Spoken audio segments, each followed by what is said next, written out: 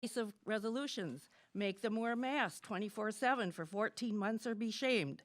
Instigate number 3, instigate a crisis like keep your mask on even if you are vaccinated.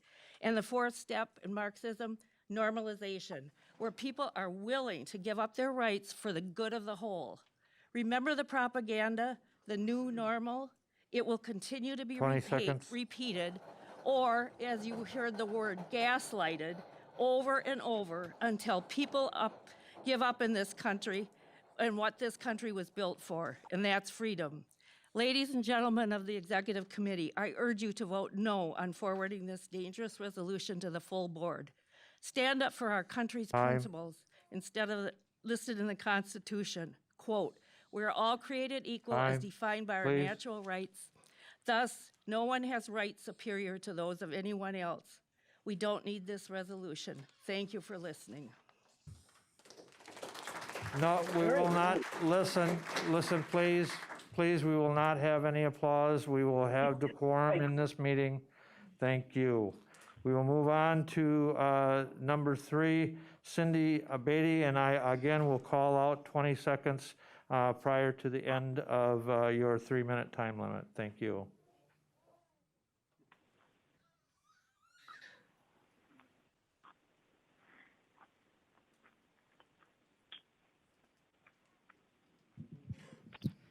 Thank you for the opportunity to address you today. You have before you a resolution declaring Marathon County a community for all. I'm wondering if you have carefully considered exactly what that means. Does it mean that all citizens will be treated fairly and justly, even if they hold a different opinion from yours? Or does it, in the name of diversity and inclusivity, actually seek to pit people, groups, and individuals against one another and divide us? How can that make us a welcoming and prosperous county? I ask you to consider your decision very carefully.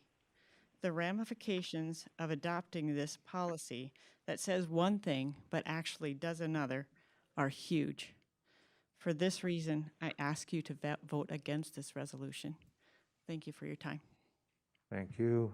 Next, we have Dan Barth. He initially indicated that he was call-in. Dan, are you on the phone? Yes, I am. Thank you. Thank you. Your time will begin. All right.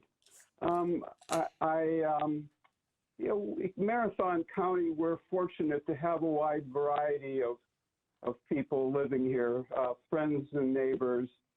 Some of my friends are Hmong, some African American, some are Hispanic, and some are First Nation, and some are LGBTQ. I have a daughter-in-law and a grandson from the Philippines. I love them dearly. In this country, in this state, and in this city, we have not always treated people who are in some way perceived as different with love and respect. Looking back at our history does not always swell my chest anyway with pride. In our hearts, we know that racism and prejudice still exist.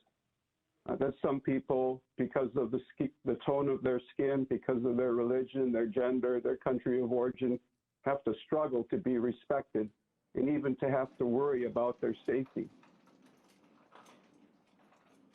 We have 3 good resolutions on the table today. I strongly support all of them, whether it be calling attention to the disappearance and murder of Indigenous women, or whether it be honoring our Hispanic friends on Cinco de Mayo, or proclaiming Marathon County a place of welcome to all. There is nothing in any of these resolutions that is controversial. McCarthyism died in this state many, many years ago. I would not care to live in a country that was not in a county that was not officially concerned for and welcome to all. I strongly urge you to vote in favor of the 3 resolutions on the table today. Thank you. Thank you. We have next Jane Graham Jennings.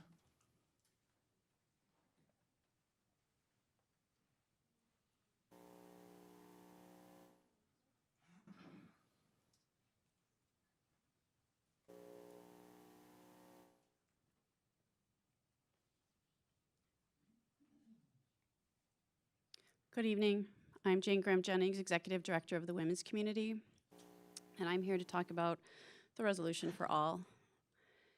When I attended the town hall meeting a couple of weeks ago, I kept rereading the resolution, thinking I must have had a bad copy, because I couldn't see what in the resolution was divisive or negative.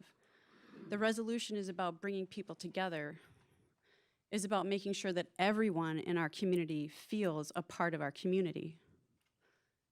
In my role as a victim advocate, I am used to talking to and putting words to things that people are afraid to talk about. People who fear that no one will listen to them, or fear of the ramifications of what will happen to them if they do speak.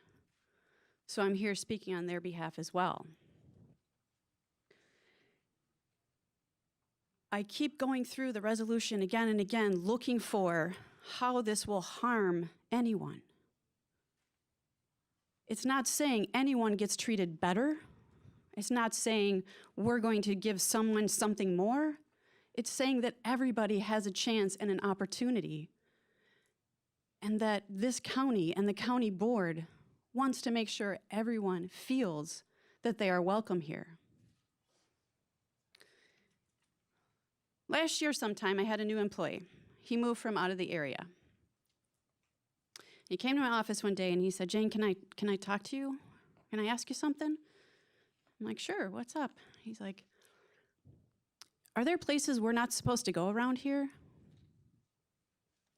And I said, "What do you mean?" He said, "You know, when I go out to some restaurants and I look around and I think maybe I've got two heads or something, because everyone in that restaurant is looking at me like I don't belong. And when I go to parks, I'm looking around, I'm trying to figure out why everyone is staring at me. So I just wasn't sure if there's some kind of rule here that Asian folks aren't supposed to be at certain places in this community."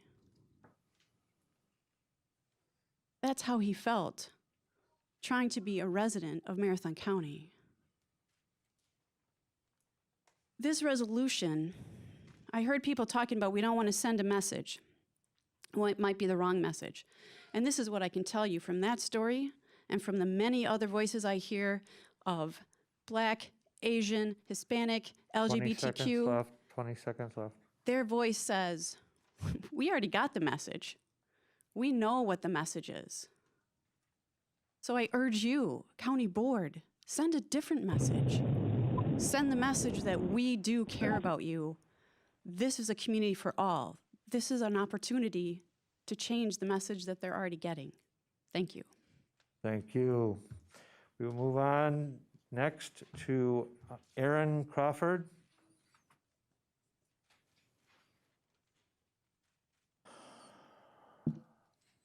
Thank you, Supervisor Gibbs and executive members. Does anybody remember who said the following quotations or where they came from? "It's important to understand that President Lincoln was no great lover of black people," or "George Washington wore the teeth of enslaved people in his mouth, the healthy teeth of living black enslaved people," or "It's in religious institutions, this concept of missions, in order to save Native and Indigenous peoples and bring them white Christianity in some capacity, peoples that never invited us there. They were doing much better before we ever got there." Or, "I think white people often don't understand because white people don't like to be excluded from spaces.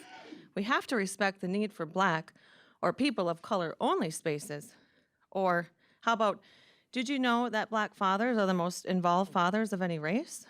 We have this myth of the absent black parent because we've been sold that story that black fathers are absent fathers, and that isn't true." If you haven't guessed, all of these remarks were pulled from Katie Ham's presentation to the County Board's educational meeting last August of 2020. I'm not saying that racism does not exist, but the propaganda in Ms. Ham's presentation was outrageous. Much of it was false, erroneous, and actually perpetuating racism. Black spaces? That's segregation. Many of us cringe to hear the 1 hour and 45 minutes of this propaganda. If this community is indeed a community for all, then indeed we should be open to other ideas and opinions. And because we're such an open and inclusive place to live, work, and play, and since we want to achieve racial and ethnic equity to foster cross-cultural understandings and advocate for minority populations, I'm certain there will be no issues wanting Mr. Kevin McGarry to come and present an alternate, yet provide positive solutions on issues such as implicit bias, systemic racism, and the like.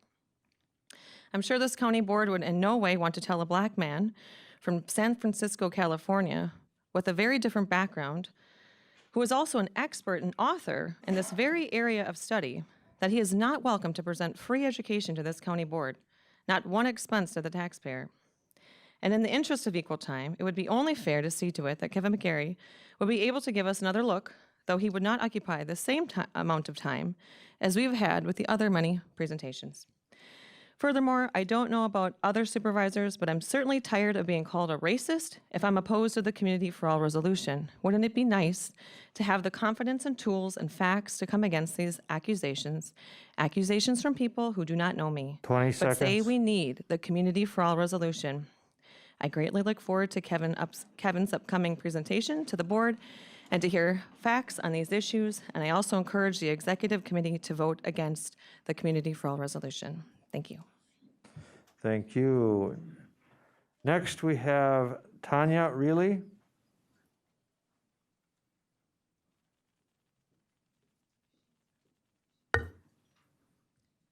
Thank you very much for allowing me to address this meeting. I wish I would have known I would have had 3 minutes because I can talk for a long time and I had to pare down my comments, so just ask my husband. So this will be a little bit shorter. I expect Marathon County to do things like maintain our county roads, provide trustworthy law enforcement through the Sheriff's Department, and preserve our beautiful county parks. The county has no business trying to regulate notions of diversity and hate, things we can't even define. That's not why I pay taxes. This Community for All resolution is pure critical race theory ideology. It is meant to divide and destroy our American ideals of freedom and equality through identity politics. It forces equity, which is the socialist ideal of equal outcomes, instead of the American ideal of equality, which is equal opportunities and equal treatment. For the good of our community, I ask you to please soundly reject this proposal. Thank you. Thank you. And next, we have Heidi Lorenz. Yes, thank you. I'm here on the phone. Thank you, Heidi. Thank you, You'll have 3 Supervisor minutes. Gibbs. Go ahead. Okay. Thank you, Supervisor Gibbs and executive committee members. As a resident of Weston, I encourage you all to vote yes for allowing Kevin McGarry to present to the board. He offers another educational viewpoint, one that many of your constituents hold, to eliminating the disproportionate injustices that hinder Black advancement, growth, and prosperity. And once again, I urge you to vote no to the Community for All resolution. I, like one of the other women who spoke, had a hard time finding something that was wrong with it when I kept reading through it. I thought, this all sounds nice and kind and loving. But it's packed with language that would pave the way for legislating protected class laws that would bring division. I do not believe that is in the best interest of our community or the people whom we are loving and including in our community. Thank you. Thank you. And next, we have Roger Cook. I think he's calling in. Mr. Cook?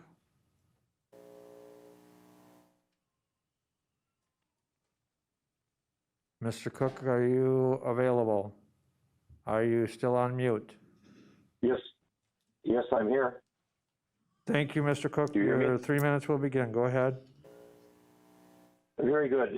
Reading the resolution, one outstanding matter that I saw in there was that it described systemic racism. I grew up in town of Red Mountain, and I never met or saw a Black person until I joined the Air Force, at which time I made many friends, and that's the first time that I ever ran into racism. The opposite. I couldn't go places that they were, and they wouldn't allow me in. So it does go both ways. And I guess the bottom line is I'm totally against this resolution because it opens up something that is not an issue. Marathon County, through all my life, has not been systemic and does not have systemic racism. There are individual racists and jerks, but I don't think it needs a policy or a resolution to take care of something that's really not there. Thank you. Thank you. Next, we have Patrick Betcher.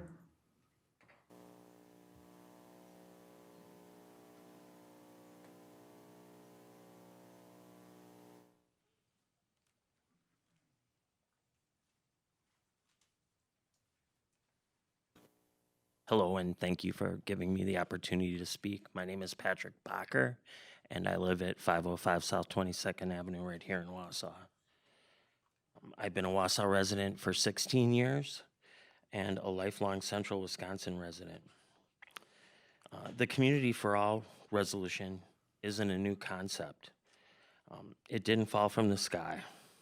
It's been addressed for years by the Diversity Affairs Commission, and they worked really hard on it and have made adjustments and brought it back. And I'm here to support that resolution. It's about acceptance, inclusion, and diversity. It's not easy for me to be here speaking to you. I personally faced bigotry and discrimination here in this county, here in Wausau, and sadly, right here in this room. I urge the executive committee to forward the resolution. Give everyone here a feeling of acceptance, belonging, and please help make Marathon County a community for all.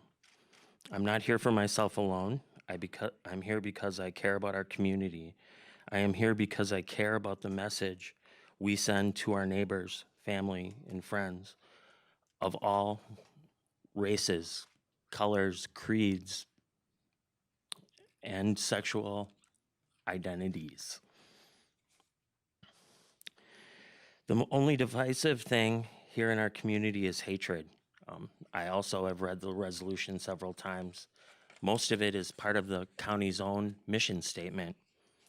So I urge the board to forward the resolution and help make Marathon County a community for all. Thank you.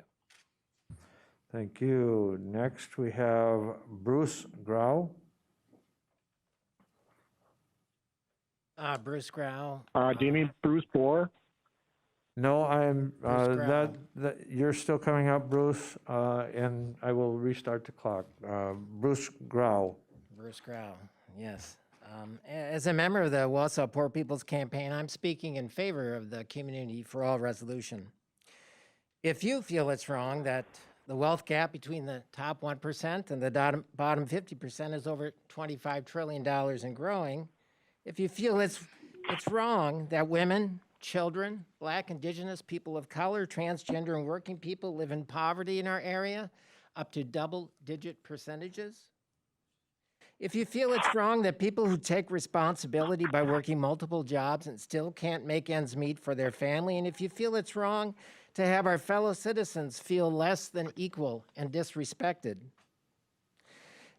and mostly if you feel it's wrong for a government body not to check this imbalance and indignity by supporting the bottom so that we all may benefit, then you must feel it is right to support this call to begin creating a true community for all. Thank you.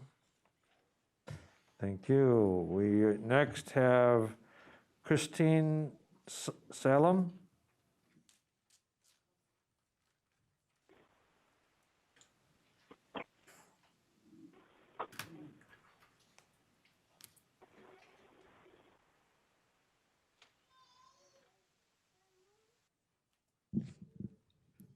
Hello, thank you for letting me speak tonight. When the process of writing this resolution began a year ago, I don't think it was unreasonable for the Diversity Affairs Committee to assume that Marathon County residents recognized that racism and bigotry still exist in this county, in our community, and that a welcoming community attracts new people and new businesses. The data and public comments from county residents who shared their lived experiences with racism and bigotry confirms it exists here. With that information, you look at what you're doing well, which is a lot. We're doing a lot of really good things in Marathon County. and then we figure out where we can do better. Simple, right? So it was shocking to me to see the pushback this resolution has received from residents and supervisors who heard the data and the testimony and still absolutely insist we have no issues here. Some residents and supervisors actually claim the term racial and ethnic equity is divisive and has a negative meaning. That's an excuse. That only makes this community look really poorly informed. Data didn't matter, and people's lived experiences here didn't matter. They were dismissed. And an initiative to create a better community, something everyone here should support, became a platform for a political party to sow division and lead us to where we are tonight. Tonight, this county board will either move this resolution forward as it is written and send a message to Marathon County that Marathon County is a community committed to inclusion and equity, or the board will reject the resolution because despite all the evidence to the contrary, they are choosing the status quo. The pushback on this has already negatively impacted economic growth, and instead of attracting new people, many are looking to leave as they see the divisiveness surrounding this issue and don't feel safe. The disturbing emails that the Diversity Affairs Committee has had to endure alone make a case that we need this resolution. One thing is certain, either way, change will come. This resolution won't alone create the change that is needed, but not passing it will absolutely hurt this community with the message it sends. I believe in Marathon County and its people. We know we are better together, and we need strong leadership now. Accountability for not passing this resolution and the societal and economic fallout from it lies solely on board members who choose the status quo. When people from marginalized communities tell you there is a problem here, you do not get to tell them there isn't. Please pass this resolution. What message do you want to send about Marathon County? Thank you. Thank you.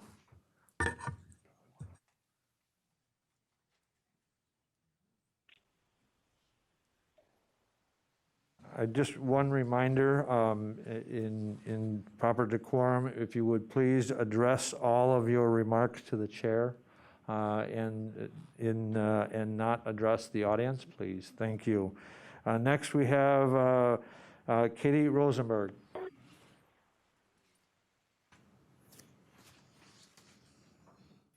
Hi there.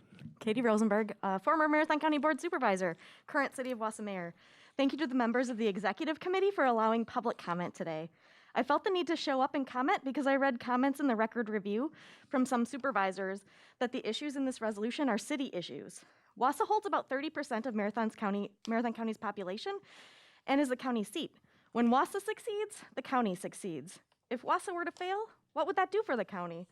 While I feel strongly about the moral and social importance of recognizing our underrepresented, vulnerable, and diverse populations, I'm not going to focus my comments on that today.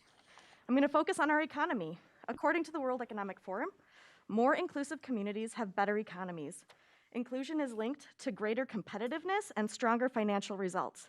There is a reason you're seeing these strong stances on diversity and inclusion in corporate America, and it's not that they're moral. Wausau is in the midst of trying to reduce the brain drain, retain talent and industries, and ready our community for what the Wausau Region of Chamber of Commerce is championing as Industry 4.0 innovations. This is a regional effort. We can develop all kinds of things, but if people don't want to move here because they feel unwelcome, it's a wasted investment. I offer you these suggestions to give this resolution a greater impact. Add some action items.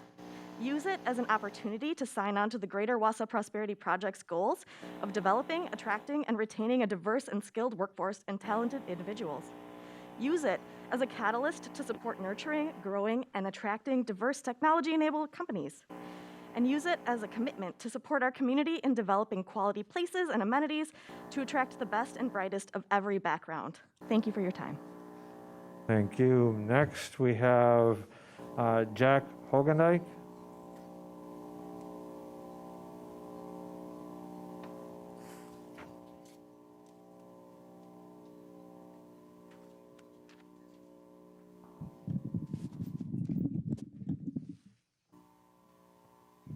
Thank you, Mr. Chairman. Jack Hogan, Hilltop Road, Wausau. Some of my remarks come from a lecture from a gentleman named Christopher Rufo, and it was reported in Primus magazine. This Community for All resolution is nothing more than critical race theory under a new name. It is fast becoming America's new institutional orthodoxy. Critical race theory is built on the intellectual framework of identity-based Marxism. Over the past decade, it has increasingly become the default ideology in our public institutions.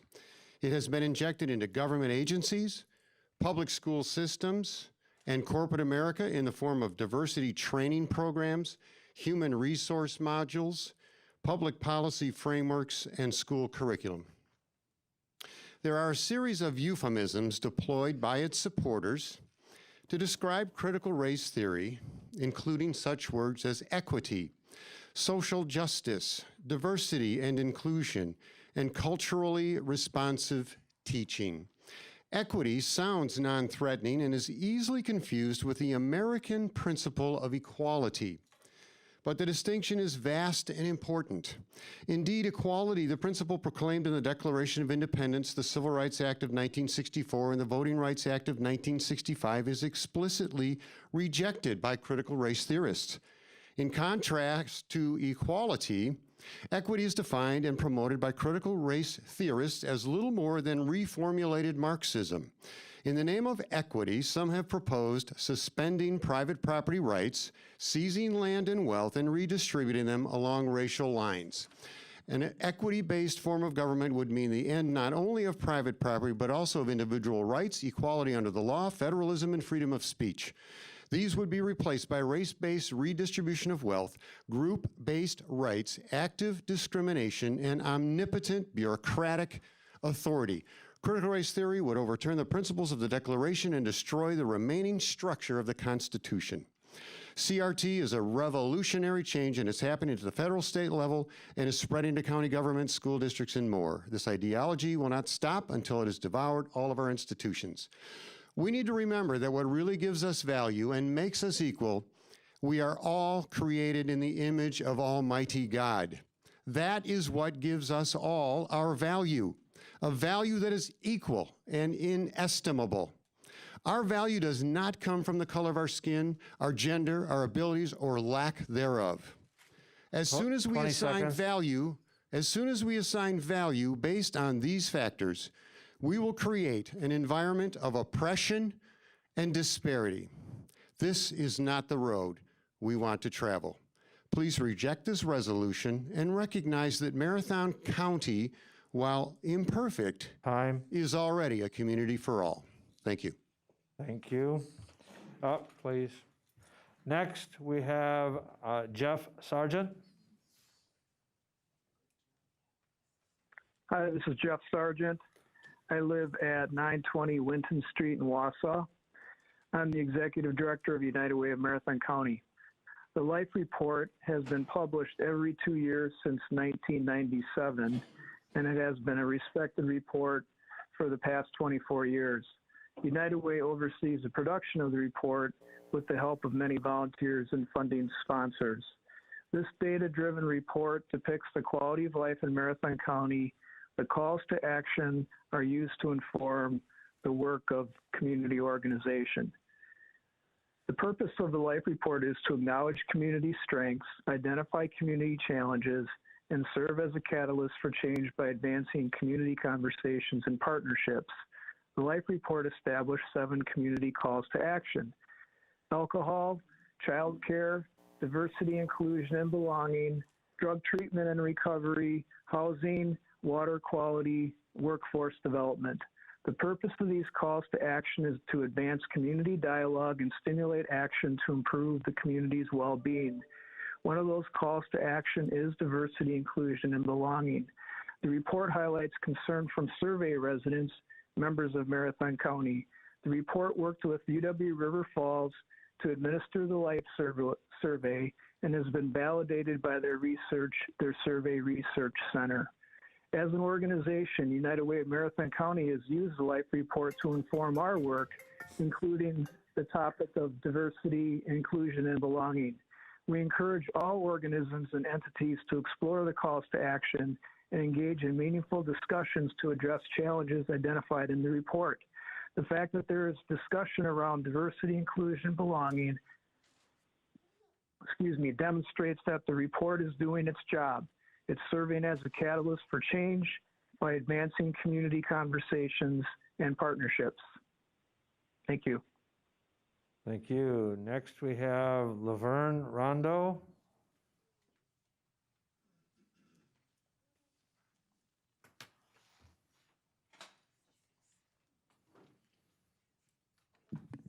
Thank you. I'm just going to read a couple of things from this resolution.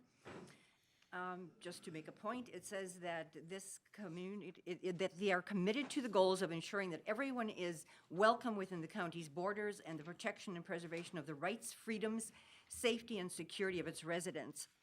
As far as I know, we're all ensured that under the Declaration of Independence and the Bill of Rights. So what I want to know is what makes you think that you are more qualified to ensure that for the citizens of this county and for those people who come in. And also, it says, whereas Marathon County holds diversity as one of its core values and is committed to actively welcoming and valuing people with different perspectives and experiences.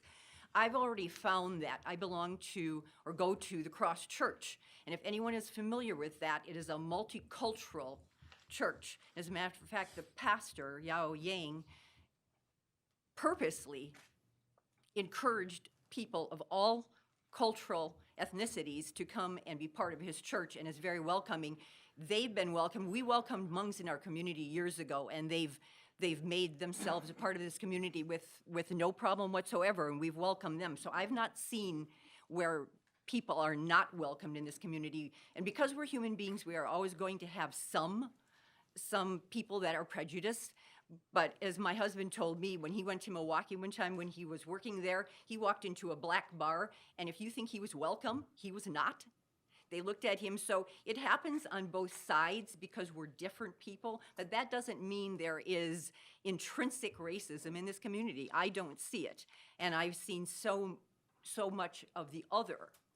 So I don't, I don't understand that. And as far as the ignorance of this critical race theory, I've read about it, and as a matter of fact, critical race theorist Cheryl Harris, these are her propositions. She said that the way to accomplish this is to suspend private property rights and to seize land and wealth and redistribute them along racial lines. And don't think that Marathon County wouldn't do that to its citizens to accomplish what they want to accomplish, because this is what some of the other critical race theorists are thinking about doing. So I ask you to vote no on this, because the more power they have to do this and to tell us what to think and how to act and how to speak, those are rights we have under the Declaration of Independence. I don't want those taken away from us because a resolution is passed and they think that they can accomplish it with this resolution. So I ask 20 you to seconds. vote no on this, please. Thank you. And we will move on to the next person. John Rondo, please.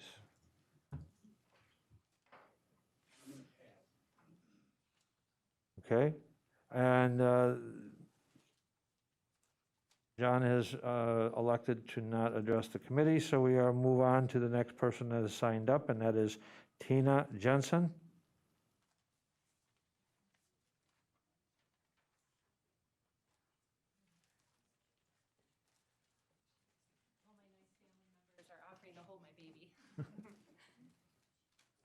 Hey guys, thank you, Chair Gibbs and the Executive Committee. So, do you guys remember what you were maybe doing in the spring of 2019? Were you having fun? The sun was shining. Maybe you had a bonfire or a campfire with your friends. What did those friends look like? Did you take census? Did you say, I gotta have one brown, one black, one poor, one rich? We didn't. That's not America. America's the beauty of my family. Look at my gorgeous sister-in-law over there. She's gorgeous. What this is doing, it is breaking up our America. You guys remember the beautiful movies, all the movies that we've made? Pursuit of Happiness. Think of the movies that you've watched in the 80s and 90s. Think of those. We have a beautiful, beautiful America filled with colors, filled with poor people. We're never going to get rid of poor people. I remember growing up and what did my dad make, $3 an hour? But guess what? His farm's paid off now, okay? A piece of paper won't change the hearts of man. A resolution won't change people's prejudices, but our character will. Our character will change different people's hearts. I have a beautiful son from Ethiopia. When I was coming back from Ethiopia, I had boys begging me in that airport, adopt me. Let me come to America. Please let me come to America. We are one of the only countries that work so well together. Why do we dominate in the Olympics? Because we embrace each other. Why do we dominate in sports? Because we embrace each other. Our country does give equal opportunity.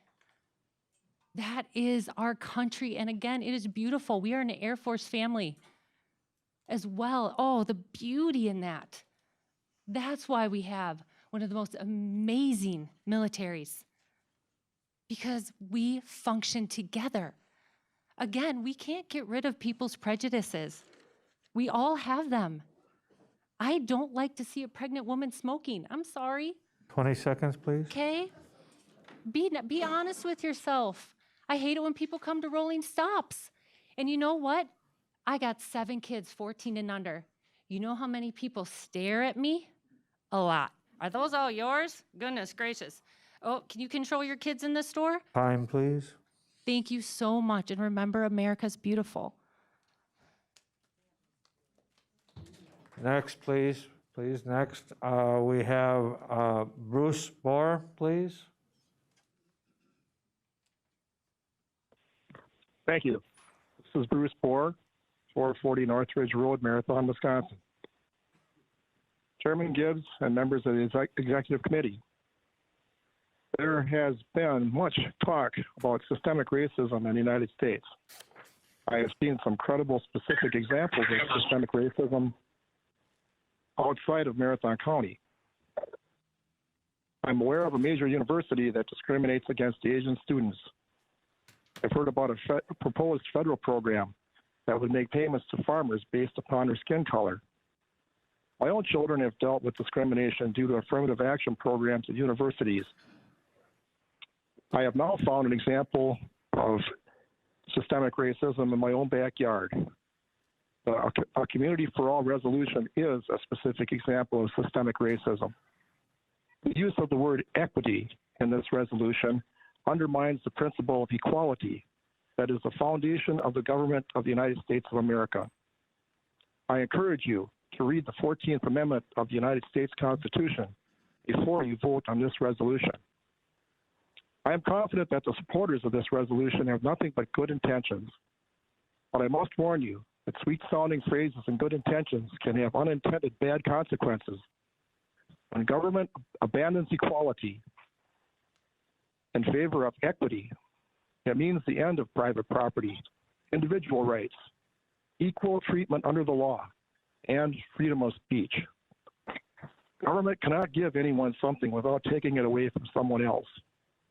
The actions that would follow passage of this resolution will inevitably result in race-based redistribution of wealth, identity group-based rights, active discrimination, and tyrannical bureaucratic authority.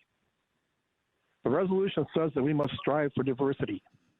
I urge you instead to strive for excellence. Please vote against this resolution. Thank you. Okay, next we have, thank you. Next we have Tom Krieger. Tom was calling in. I'm here. Go ahead, Tom, you'll have 3 minutes. Okay, so again, thanks to Chairman Gibbs and the Executive Committee for taking public comments. I guess I want to start out with a little different approach. I want to ask, why do we actually have a group of non-elected people that are unaccountable to Marathon County residents that are setting policy for Marathon County.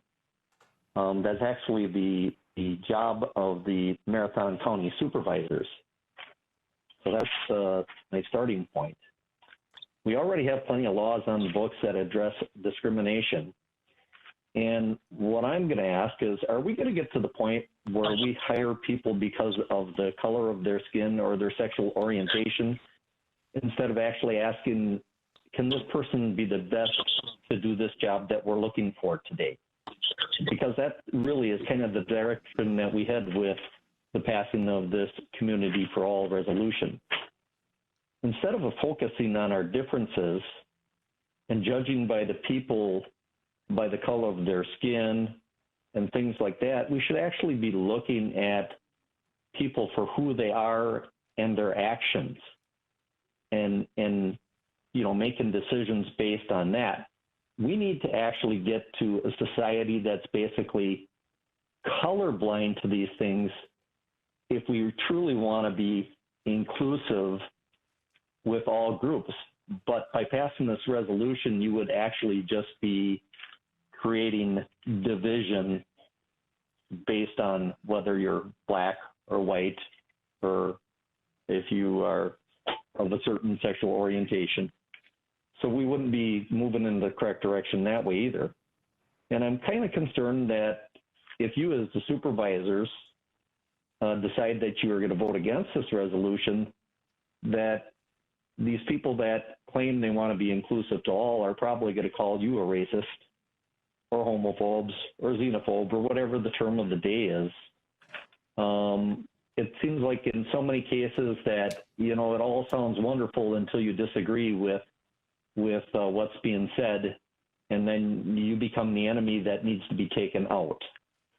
So I would say it's time for Marathon County Board of Supervisors to do the job that they're elected to. Get out of this policy type stuff that has little to do with maintaining roads, building infrastructure, providing safety for the residents. So I urge you to vote no for the Community for All resolution, and thank you for your time. Thank you. We have a call-in user, Kevin McGarry. Kevin, if you... Yes, this is... Kevin, you have 3 minutes. Go ahead. Okay, thank you. This is Kevin McGarry, and I'm the founder of Every Black Life Matters. And I'm calling in to just weigh in on your Community for All resolution. It fundamentally should be rejected. The reason why is it's negative. It's a negative resolution that moves Marathon County in the wrong direction. Interracial healing and unity, don't get me wrong, is a noble goal.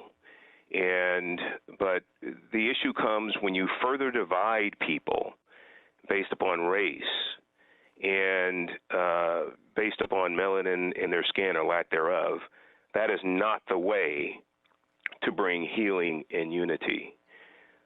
If you were to publicly denounce racist acts consistently across Marathon County, I think you could build credibility with your goal. For instance, the kind of organization that demands you bow in front of them and raise your fists and say their name and kiss their boots, it's fair to consider that as a partial and divisive and, dare I say, racist type organization. And they need to be denounced when that happens. I think it's fair to call an organization that purposely stops traffic and violently abuses people based on the color of their skin, for instance, white people being abused in this case, I think that's a racist or a terrorist organization. I think it's fair to consider people and organizations that align with trying to make sure that they fully exterminate the Negro population, like Margaret Sanger said. She's a Planned Parenthood founder, by the way. I think it's fair to say that they're racist and terroristic in that regard. Sanger's goals are being fully accomplished, and there's nothing being said about that. So I think if Marathon County were to take an affirmative stand and denounce just some of these things, I think you'd have more consistency on your side, and you'd have more people that are more willing to hear what you have to say about, equity. Because right now, we still have people that deem, especially with critical race theory, that deem people of a particular race just because of their skin color, that they'd be considered racist and evil and therefore terrorists. I think you have organizations and individuals who encourage burning down mostly brown and black businesses in urban areas. 20 seconds, They please. certainly should be considered terroristic. I think people who demand that they defund the police, reducing the protection for women and children in urbanized areas should be deemed racist. In other words, be consistent, really stand up for black lives all over, Time. and then you can be heard and respected like you wish to be. Thank you. Thank you. We will move on to the next speaker, Corey Tomczyk.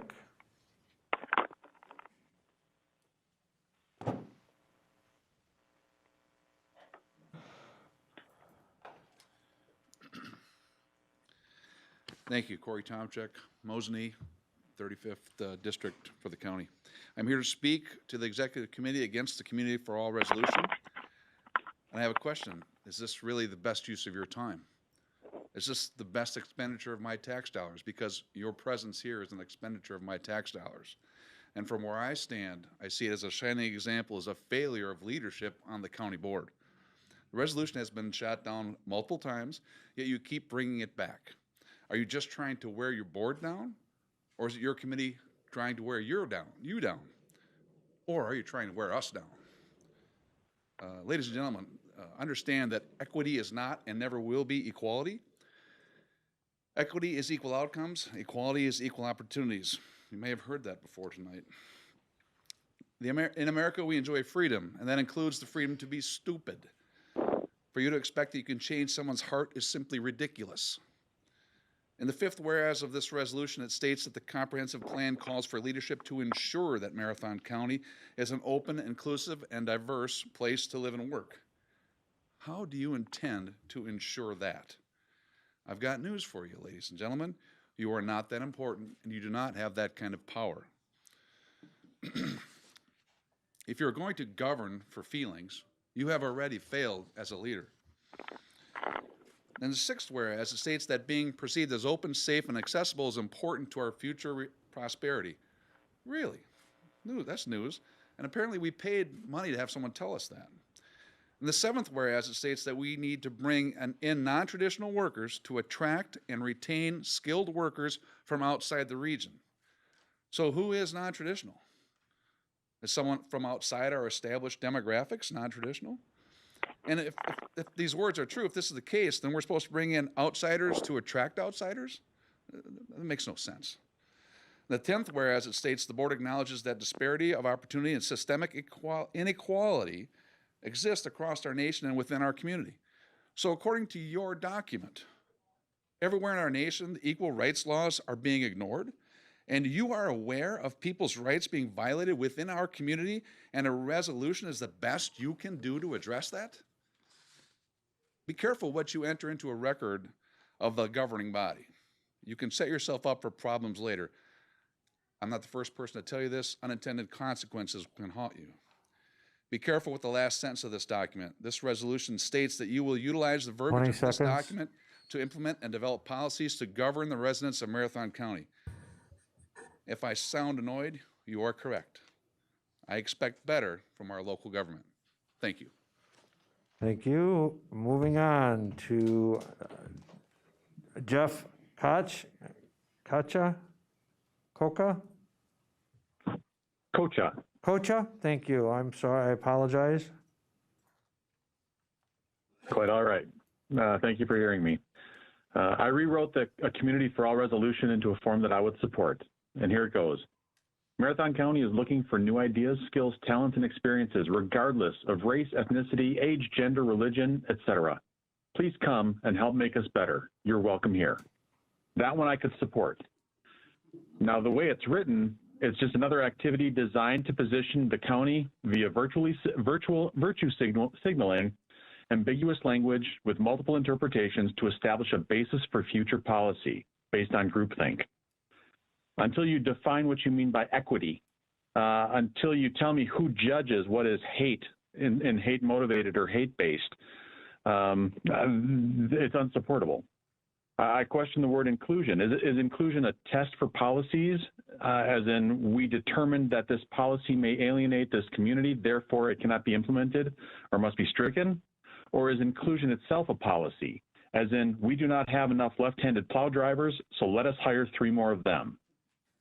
And then, since the devil is in the details, will there be any test to determine worthiness, specifically as it relates to race? I know an individual that had 1 black grandparent. That would make their mother half black, but their father is white, making them 1/4 black. Do they qualify for any race-based benefits that you would put forward as an example or as a result of this policy? What is the threshold? Will these policies that provide benefits based on race actually force our culture or force the different cultures within our community to marry for racial purity in the future? I pray that that does not happen, because as an individual who has a multicultural family, if we would ever promote anything that would turn us against that, there's no way I could support it, and I would hold it against this board for putting in place policies that support that. Thank you. Thank you. We next have James Edis. Good afternoon, Chairman Gibbs and Executive Committee. Thank you for allowing me to address you today. I would like to encourage you to vote against this proposed Community for All resolution as it is being put forth today by the DAC. I was on the call that the DAC held on Thursday morning and also participated in the special small meeting that was held at the Hmong Community Center on Friday, April 30th.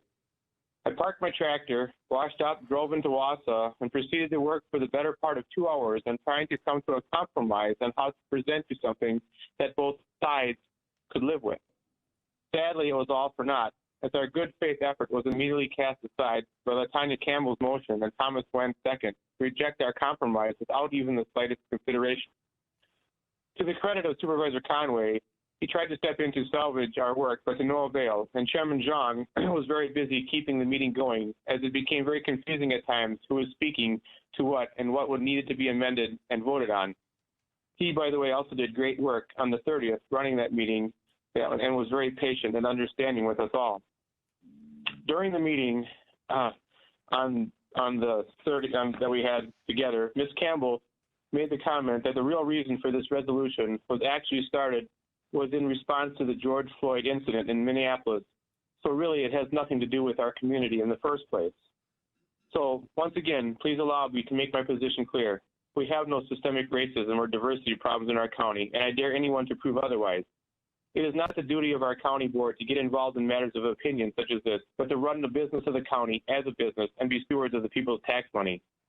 Laws are already in place to address problems if they should arise, and so why should we need to add more? Let us work to highlight our diversity, our community's diverse nature, and provide positivity instead of criticizing it. No one here is against giving a hand up, but let's stop the never-ending handouts and strive to provide equal opportunities for everyone. And what they do with that is up to them. Everyone can utilize their own personal skills and abilities to make their lives better, no matter what their skin color or ethnic background is, which then leads to economic prosperity. It is time for this to come to an end and vote this resolution down and any subsequent resolutions that deal with this issue down once and for all, and not bring it before the full county board. And at this point, dissolve the Diversity Affairs Commission if this is what they are all about.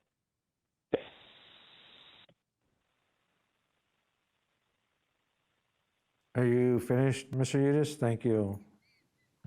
Yes, I am. Thank you. Thank you. And we are on to the next speaker, please. Joel Straub.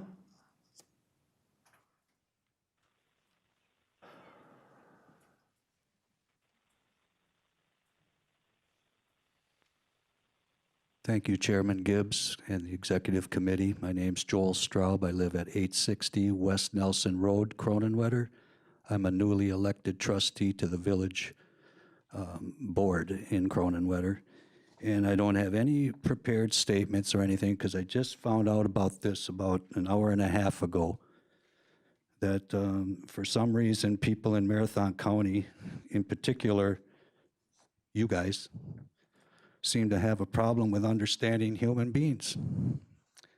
And maybe some of the human beings that feel that they're getting a bad hand in life should re-examine themselves and take a good look at what exactly you think you can make people do for you if you can't do it for yourself.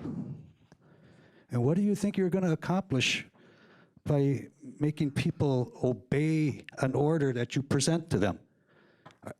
I was just going to relate a little story of my life when I was a young man, 22 years old. And maybe this is all about the generation gap, where the young generation can't look up to the generation that has a little bit more wisdom than they may have, and they can't find it easy to examine where they're going wrong. When I was 22 years old and I moved away from Rothschild, Wisconsin, where I was born and raised, I moved to 1,500 miles away to the deep south of Florida on the west coast of Bradenton, Florida, and I learned to adjust to their culture, and I did it very quickly by observing their behaviors, their culture, and I respected their culture. I was involved with rock and roll music at an early age, and one of my bass players was a black man who played the bass like nobody I've ever seen. He was adopted by a white family. He even invited me over to his house and taught me some licks on the bass. He was an incredible human being, and I learned a lot from him and him from me. It was not uncommon. I was a carpenter learning the trade. It was not uncommon to get up and meet at the 7-Eleven convenience store, get there to get your coffee, your cigarettes, donuts, whatever. And if a black man would come to the door first, he gladly held the door for you, and vice versa. I cannot for the life of me understand how anybody in this room, whether you're for this or not, has to go to the extreme of making a rule, a resolution, and an order to find what is right inside your heart. 20 seconds, please. This is just total, in my opinion, total garbage. Thank you.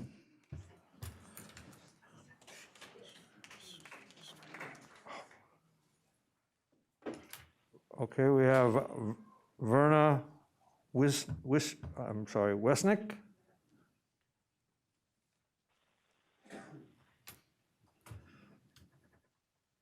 Good evening. My name's Verna Rodriguez-Wesnick. Yes, I am part Mexican, and I grew up in Green Bay, Wisconsin. I have been a Wisconsin resident for most of my life, lived in Chicago for a little while, just a little bit. I want to tell you about that experience. During my life in Chicago, I got an honorable mention from Mayor Jane Burns. I saved a little girl's life from a rapist. When I was getting this award, they asked me why I did it. And I said, because I'm a Wisconsin girl. And we know, we defend our neighbors. And everybody just looked at me. That's what it's like to live in Wisconsin. I love it here. This is my home. If you take different pigments of dark, yellow, red, you name it, you think of it, and you tell one specific that they deserve this, and you are going to have conflict between children, between teens, between psychiatric. I'm a psychiatric emergency nurse for 10 years. I've been in nursing for 22. I will tell you that it's going to get ugly. It's going to get ugly. And I don't want it to, and I know you don't want it to, but be very, very careful with what you decide, because it's not just your life. It's not just my life. It's all my grandkids. I have a grandson from Ethiopia who I love. I have best friends from all over the world. I have some of my best CNAs, some of my best nursing from all different ethnics. And I'm just telling you this because we have harmony. We work great together. We support each other. Don't wreck it. Just don't wreck it. Really give it a lot of thought. Just a lot of thought. I don't think that this is the right thing to do. I don't. I wish it was, but I don't think it is. And I really, really think that you just got to really put a lot of thought and heart into it. Because don't wreck this. Wisconsin's wonderful. Don't wreck it. Thank you. Please, no, please. Next, we have Crystal Kirschner.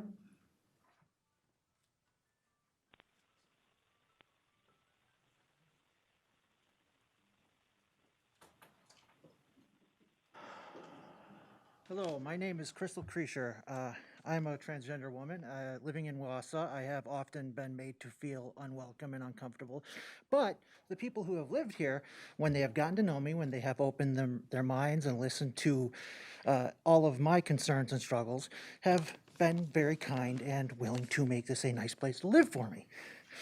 So I want to thank the committee for taking up the Community for All resolution. Contrary to what several folks who have spoken up on this issue have implied, the idea that recognizing systemic and individual instances of discrimination will divide our community underestimates the people of Marathon County. The idea that fostering a more diverse and inclusive community is a threat to free speech and diversity of thought is absurd. I look forward to the place I call home, showing the rest of the state and the world that it can be a leader and that we will do our best to welcome all types of people, and this resolution is a great way to start saying so loudly and proudly. Thank you for your time. Thank you. Next, we have Kimberly Pufall.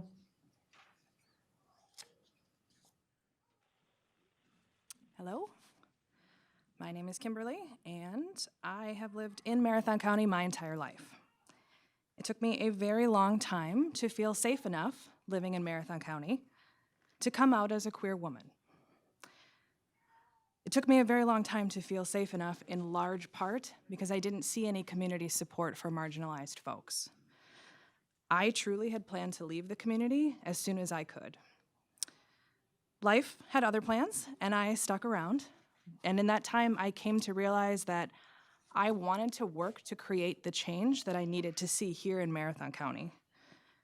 Now, in my work as a youth advocate at the women's community, I work with LGBTQ and students of color every single day who are marginalized and feel unsupported by our community. I have heard from many students that many want to leave and move to a more supportive place. The youth are watching what we're doing. I want youth growing up in our community to have a different experience than I did, a better experience. I want youth to grow up here feeling supported, safe, and welcome. It's critical that we take the steps that we can to show our support for these youth and all citizens of Marathon County. The resolution of Community for All, to me, is the very least we can do to make it known that this is a community that acknowledges everyone living here and strives to be a welcoming and safe place for everyone. Passing this resolution is simply a basic step in proving that Marathon County cares about everyone who lives here. I truly can't figure out why somebody would be in opposition to that. We should care for everyone who lives in Marathon County. Please consider passing this resolution. Thank you. Thank you. And last but not least, we have Ron Alexander, please.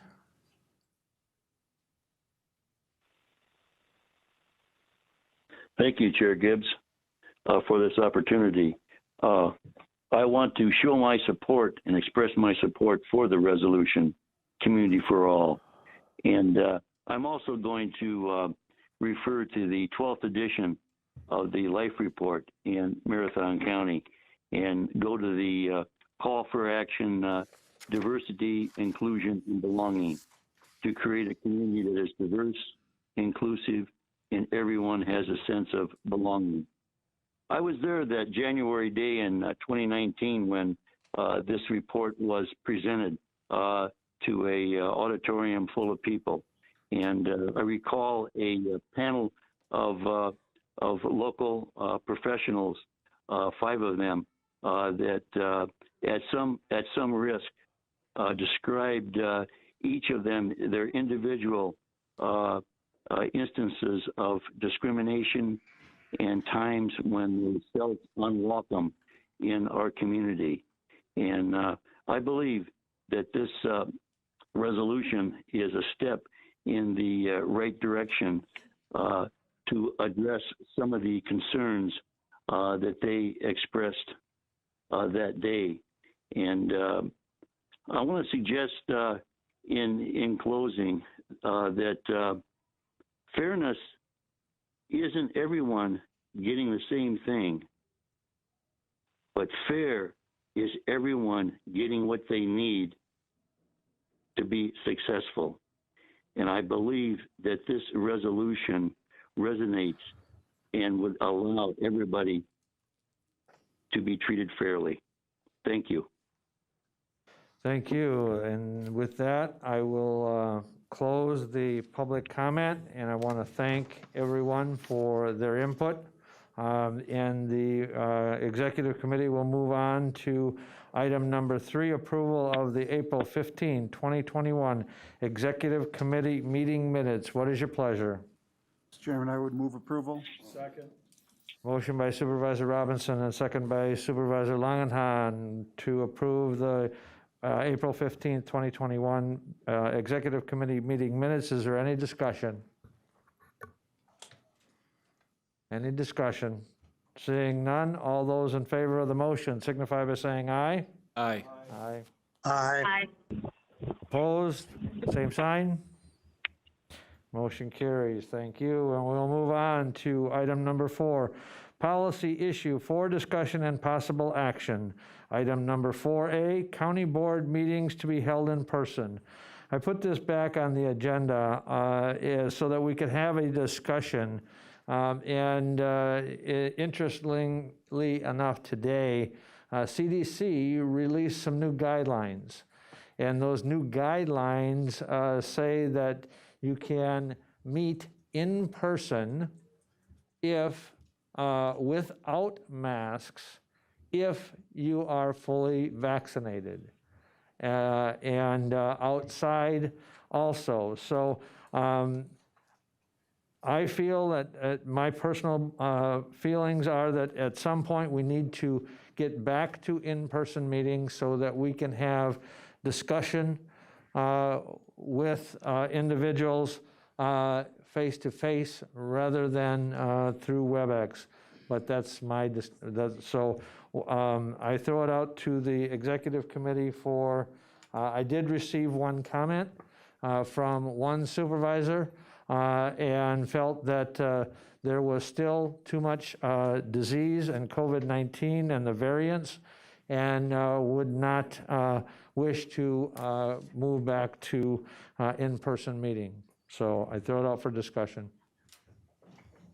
Supervisor Stark, my hand is raised. Supervisor Stark is recognized. Go ahead. Thank you, sir. I agree with the supervisor that thought it was premature. I believe it's premature for a number of reasons. Number one, the statistics that we see week over week still show that we've got like a little bit of an uptick, and we actually had more deaths. Other concerns I have are, I know a number of younger people, even some on the board that have just recently been vaccinated. So not everybody's fully vaccinated. So we move ourselves into a room where we're shoulder to shoulder.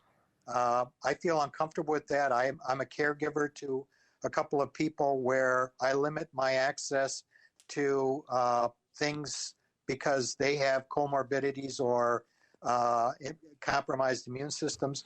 And so I would think it's a little premature at this juncture, and I would suggest that maybe a compromise would be that we open it up to those people that want to come in, but the rest of us could still, if we desire, continue to attend the meetings by WebEx. That would be my point of view. Thank you.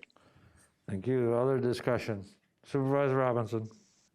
Thank you, Chair Gibbs. As Chair of the Board of Health, I also want to support the comments that were made by E.J. Stark. We're currently, the week ending May 8th, we had 102 new cases. week ending May 1st, we had 143. In April 24th, 131. Our vaccination rate is, as of last week, was 39.3 with 1 dose and 32% with a completed series. The COVID activity level in the county still remains at a high level. I am concerned about abandoning the ability to participate remotely for exactly the same reasons that EJ just delineated, or we can encourage it. I think we need to make sure that we can maintain social distancing. In that setting, it's difficult with 38 members. So I would encourage us to be slow and wait till the numbers come down from the high level and allow members to come in at their option. Hey, any other discussion? Supervisor Langenhahn first.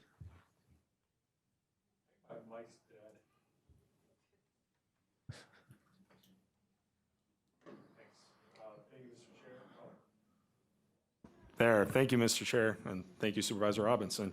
I guess my only comments to that would be is that at some point we would have to return to in-person, and what sort of a timeline would that look like? Obviously, with vaccinations continuing to, or I should say the vaccination rates improving, I myself have received both of my shots. That's one of the reasons I feel comfortable being in here today.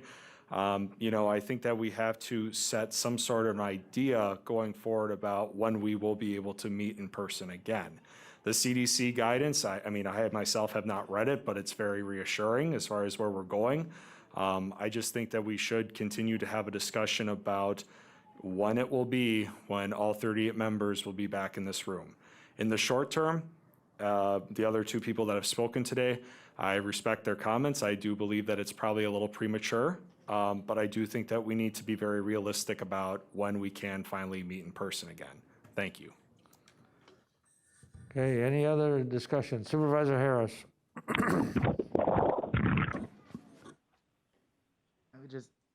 I would just add that I do think at this point in time it is premature. I don't think we should set any premature deadlines. I think we should look at the CDC guidance as we go along. There is value though for supervisors, to meet in person. Obviously there was, but I just don't think we're quite there yet. And there has been some benefits to allowing online in terms of more supervisors being available to attend meetings, especially those that have to travel. So I would say at this time, I don't think it's a good idea, but maybe it's something that, as things get better, more people are vaccinated, maybe it's something we can revisit at a later time, but without any premature deadlines. Thank you. Thank you. Any other Supervisor or Vice Chair McEwen? Thank you, Mr. Chair. I appreciate you putting this on there. I've had some comments from some constituents about when we're going to get back to normal, ever what normal is. I don't know if that's possible at the county board, but as far as meeting in person, I think I agree with everybody else. I'm not going to prolong it. I feel comfortable because I have my shots, but as far as leaving the option out there for people like Supervisor Stark that doesn't feel comfortable, I think I think that's a great idea. But I agree with you. There's going to have to come to a point that we're going to have to make a decision that we're going to go back to in person. So thank you. Okay, the other thing one thing that I would just add, even the Marathon County guidelines and the guidance says if we were to move from the current status that we're still at the high transmission rate in the county. If we were to move to low, those guidelines say that you could go to a 50% capacity, and if you were at a 50% capacity, this room would be able to facilitate the 38-member board. It would be very limited for public viewing. However, we could always set up overflow, and they could participate in the overflow room if we want to continue to look at what the Marathon County Health Department's recommendations are. I throw that out for discussion. Supervisor Robinson. Mr. Chair, I would be open to consideration of an activity level, COVID activity level threshold and a vaccination threshold. If we're looking at going forward, once we reached a vaccination threshold, and if the COVID activity level was supported at the low level, I think that those would be appropriate. Supervisor Pfeffrick.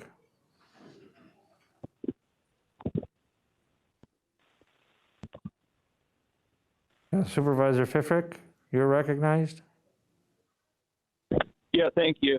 I make these comments regardless of the pandemic, but I just wanted to say I can see the issues of it, because without being in person for meetings, there definitely is something lost on the social aspect. I think that those in-person meetings solve problems better. At the same time, I can say that if there was an in-person meeting today and we didn't have the virtual option, I wouldn't be able to attend. And that virtual option has allowed me to attend a number of meetings that I wouldn't otherwise. So I think that's something that we need to keep in the discussion long term as well. Thank you. Thank you. Supervisor Langenhahn. Supervisor Stark? Okay, Supervisor Stark will be next. Supervisor Langenhahn is recognized now. The only thing I would say is this, if we open up the overflow room for people, because we're going to be at 38 shoulder to shoulder like we used to be, that's why I would still recommend that for a long term at least, that we continue to have WebEx as a choice, because what's the difference if we put some people in the overflow room? They're attending technically by camera, they're not in the same room. So I'd like to see us maintain the option for supervisors longer rather than shorter, only because it still provides an opportunity. And as Supervisor Pfeiffer just said, some people maybe can attend these meetings easier now with WebEx than they could under normal circumstances. So I just throw that out there. Thank you. Thank you. Supervisor Langenhahn is next. Thank you, Mr. Chair. Then for the sake of discussion, could somebody restate what the current policy that we have in regards to in-person meetings is? The Corp Council will explain the rule that was adopted by this board. And if you look at your packets, it should be page 6 in the packet. We'd included the current rule and the former rule. The current rule is 2.01 sub 1F, reading participation of supervisors by phone or other platform in a meeting of the full board is permitted, and the public will be afforded comparable access as required by law. So that's the current rule. A follow-up then, Mr. Chair? Go ahead. So there is nothing in place currently that would prevent all 38 members from showing up here, or am I misunderstanding this? You are correct. I see. Thank you. Okay, any other discussion? I think we will, obviously there is no actionable item or motion from any individual. So we will continue to Supervisor Langenhahn. Point of order then, can I make a request of the chair? Absolutely. Can we keep this as a reoccurring agenda item for the executive committee going forward? We can. Okay, thank you. Okay, moving on to item 4B, Administrators 2021 Work Plan and Capacity.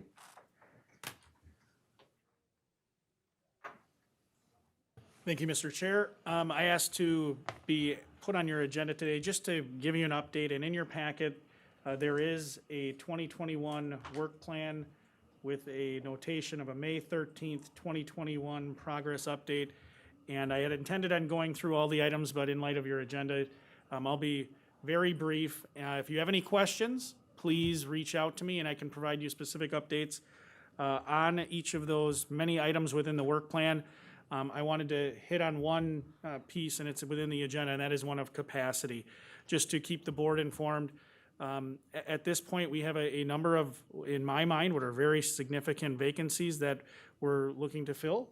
First and foremost, we have a corporation counsel position that we're working to fill due to Judge-elect Corbett, who is here today. As you also know, or you may know, Health Officer Joan Toyer has announced she will be retiring in the near future.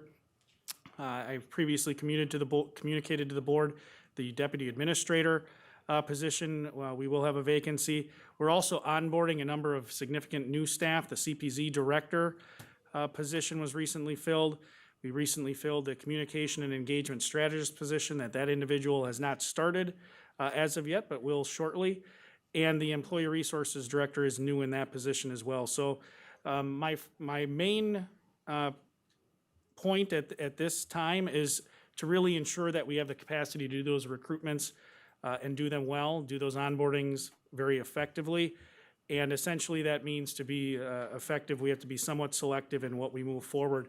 One other big piece of information, or one other big item that's not listed on the 2021 work plan, is the American Rescue Plan Act. I would encourage all board members, if you haven't already reviewed the guidance, it's 151 pages. I've read through it. It's certainly complex. Implementation, effective implementation and utilization of those funds. And again, it's a significant amount of funds, over $26.3 million coming into Marathon County over the life of that act. To do that well, we're going to need to put significant resources behind it. It is far more complex than the Route to Recovery program that we are familiar with from last year. Again, so that's not in the work plan. The other piece, you've likely heard a significant discussion around an infrastructure package at the federal level. That too is not listed. So in light of all those issues, and as well as the fact that we're currently in the middle of a selection process for an enterprise resource planning tool, an ERP system, and engaging in some very significant ongoing facility planning and renovation projects, I just wanted to bring those capacity concerns to the board. We don't need to discuss those today. But I appreciate your time, Mr. Chair, for that update. And in light of your additional agenda, I encourage anyone to reach out to me with specific questions at a later date. Okay, any questions by the committee? Okay, we'll move on then. Item number 4C, review of past discussions of Marathon County event policy and discussion of next steps. Thank you again, Mr. Chair. I'll likewise be brief. This item is also listed on the work plan. It's item number 27. Just a little bit of context. The idea of pursuing a county events policy, that is a policy that governs events taking place at county-owned properties or on roadways that require the utilization of county staff, either through our highway department, our Parks Department, or our Sheriff's Office. If those events request that assistance, that was the underlying goal of this policy that began discussions at the end of 2019. Public Safety and the Infrastructure Committee had joint discussions, and there was a fair amount of work put into that. However, of course, that work ultimately ceased early in 2020 with our pandemic response, and there was discussion at Public Safety to reinvigorate that effort. And I certainly think there's value in doing that. Again, just a discussion held at Public Safety that will, again, need to prioritize the board. Certainly, I work to affect the will of the board. If it is the priority of the board to make that policy happen, I'll do my best to do that. But just raising the attention of the committee to the efforts that we've already done. Those are listed on item 27 on the work plan. And again, if individuals have questions, they can reach out. But right now, in light of those capacity concerns, I've had conversations with representatives from the city of Wausau. They are interested in moving forward with putting together some policy that is comparable across municipal lines. But at this time, it just simply put does not rise to the top of our work. But it is one of those many priorities on the work plan. Questions of the administrator? Okay, we'll move on to item 4D, DOJ request a letter of support be sent to the legislators for treatment alternative diversion program funding. This was a issue that was taken up by the Public Safety Committee. The Public Safety Committee took it up at the request of the administrator when the DOJ sent a letter to Marathon County requesting that we support the funding for the TAD treatment alternatives that the diversion that Marathon County is participating in. However, as you know, this committee has already prioritized a number of each of the items that were on in the budget. We came up with the number one items, and so this was a additional request, and the Public Safety Committee forwarded their recommendation to the Executive Committee to take up as to whether or not we wanted to provide a resolution in support of the TAD and treatment alternative programs that we currently receive. And I would defer to the administrator to add into the discussion. Thank you, Mr. Chair. One clarification, they were requesting a letter of support from Marathon County, and as Chair Gibbs referenced, this came out right on the heels of the work you've all done relative to prioritization of items within the budget. So rather than staff making that determination, it was my judgment that really that's an issue for this committee, whether or not staff would prepare that draft letter of support for the expanded funding request from the Department of Justice for those treatment alternatives. And the information is in your packet. I have Laura Yari here, our Justice Alternatives Coordinator. If you have any questions regarding how Marathon County has benefited from those TAD programs through the Department of Justice, she can answer those at this time. But really, again, the question is, do you want staff to draft that letter of support relative to the budget request from the Department of Justice or not? I will. Supervisor Boots. Go ahead, Supervisor Boots. Yeah, so like I said, you did a really good job, Kurt, bringing that forward. The way we look at it was we said the executive had actually went to all the standing committees and said, what are your priorities? And then this came back through and we're like, well, we've already said what our priorities are now we're going to try to trump what the executive committee already did. And we do, I think the Public Safety Committee is obviously supports these programs, but we didn't want to put ourselves in a position where, okay, the DOJ is now asking for a letter from us directly. And to me, that's kind of skipping due process in my mind, that, we need to do what Marathon County does best and do it that way, not through the DOJ. That's why we wanted to send it back forward to the Executive Committee. Thank you. Thank you. Supervisor Longenhan.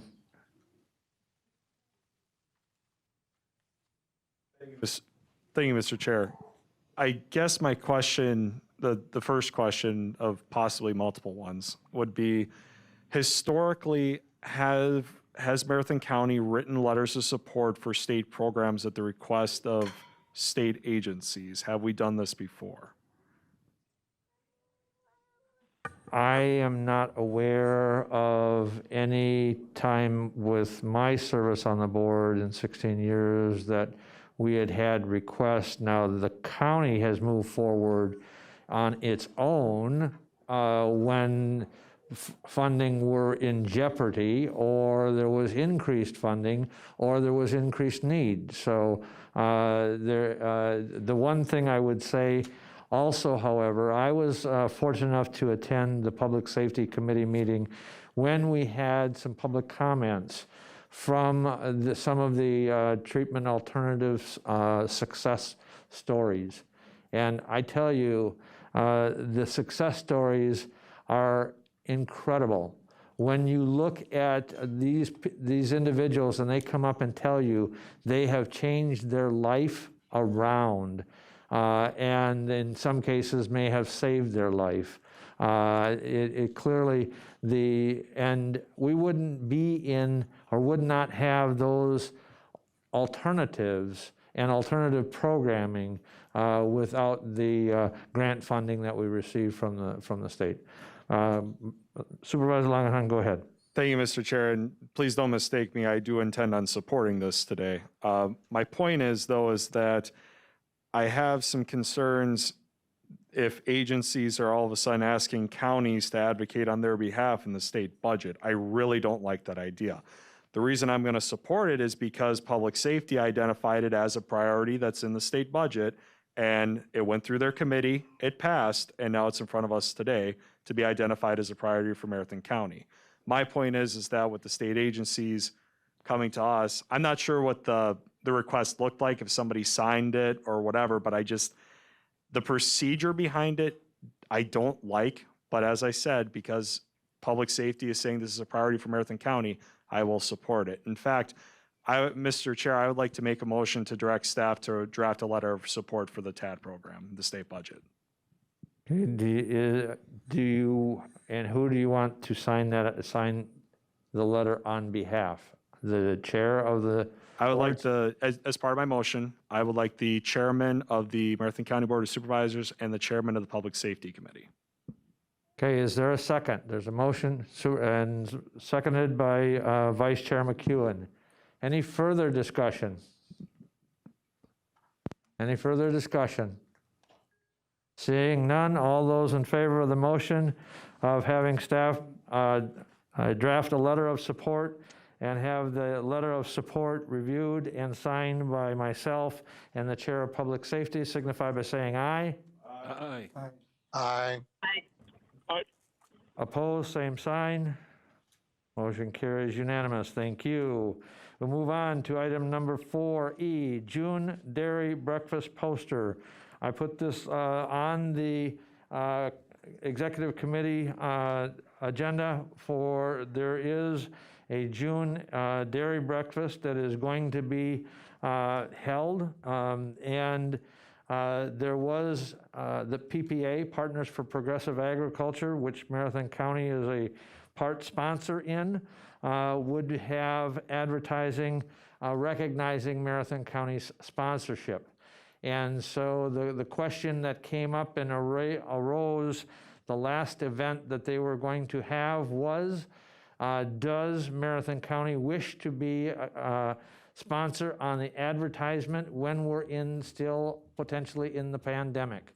So the question before this board or before this committee is, do we want Marathon County to be an advertiser on the advertisements for posters for June's Dairy Breakfast, and that potentially is going to be in person while we're continuing in the pandemic. And I throw that out for discussion.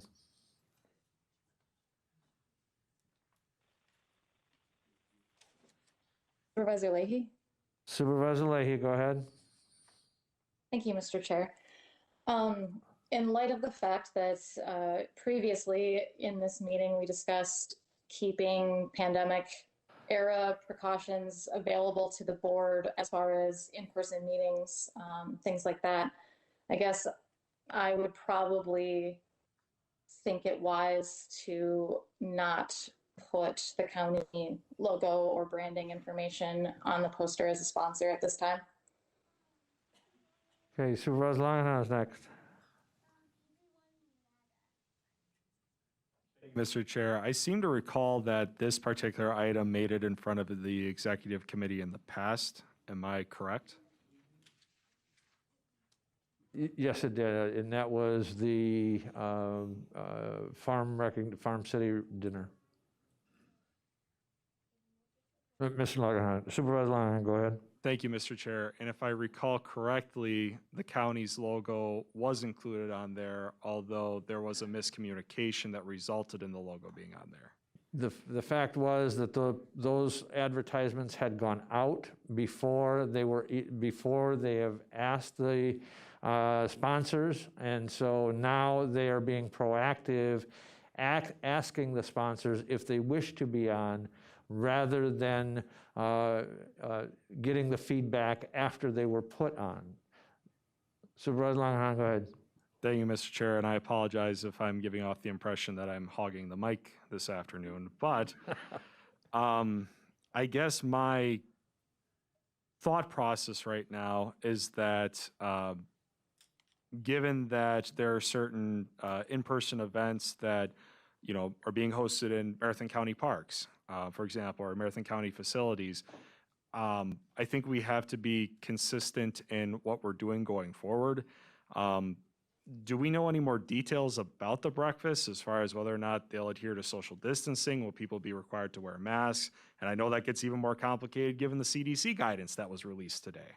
So what do we know about it so far? The administrative assistant or administrative personnel from PP, Partners for Progressive Agriculture, were unable to attend this meeting tonight to provide some of those answers. Unfortunately, they had a conflict of meetings, and so I do not have those answers unless the administrator has any additional insight.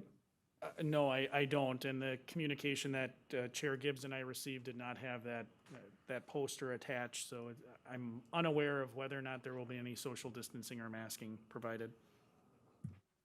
Supervisor Langenhahn. In light of that, then, Mr. Chair, I recognize that, you know, PPA are valued partners with Marathon County, but unfortunately, because we lack that pretty crucial information, especially in regards to the topic that we're considering in front of us, I would have to agree with Supervisor Leahy that going forward, again, with the message of being consistent, that Marathon County's logo not be placed on there. Thank you. Any other discussion? Is there a motion?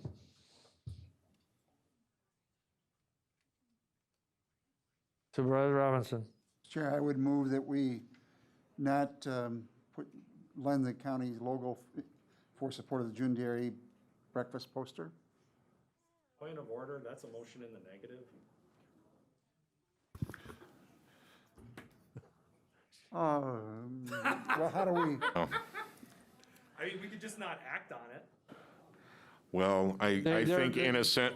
The PPA has asked for our input as to whether or not we wish, we are automatically put on because we are a sponsoring member. In the way they treat it is we get complimentary advertisement on all of their events because we are the level of sponsorship that Marathon County is. So they have reached out to us and specifically wanted feedback as to whether or not we wished to include or exclude our logo on the advertisement.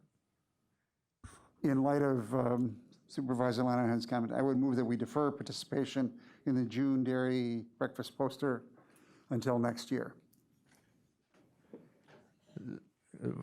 Vice Chair McEwen made a second. Is there any discussion? Any discussion? Seeing none, all those in favor of the motion signify by saying aye. Aye. Aye. Aye. Aye. Opposed, same sign. Abstain. And the motion is carried. Moving on to operational functions required by statute, ordinance, or resolution. Item number 5A, designating May 5th, 2021 as a day of awareness for missing and murdered Indigenous women and girls in Marathon County. What is your pleasure? Vice Chair McEwen. Thank you. Did we miss F? I apologize, we missed item F. We will go back to item 4F. There is a request by a supervisor that was brought to me to allow Kevin McGarry to address the full board in part as a potential option to the Community for All resolution. You heard from him this evening. So I had, the supervisor had requested that, and so I put it on the executive committee for discussion. Supervisor Langenhahn. Thank you, Mr. Chair. I know I broke my record this evening. I would just like to say that in regards to this particular item, we know that there is a lot of community interest behind it. I am very skeptical of the Marathon County Board of Supervisors suddenly becoming a classroom of 38 students for presentations like this. I understand that there were different circumstances behind the other presentation. And in the spirit of fairness, that's why I believe that we should support having this individual coming in front of the county board to present to us. Mainly because of that community interest. But going forward, I would like to see us develop some sort of policy in regards to these matters of community-based education. I don't know if that's the correct term to put it, but hopefully my thoughts are communicated across effectively. So we've received a lot of communication from the public regarding this item. The individual who wishes to speak was actually in public comment today, so that I can infer from that he shows some interest in speaking to us.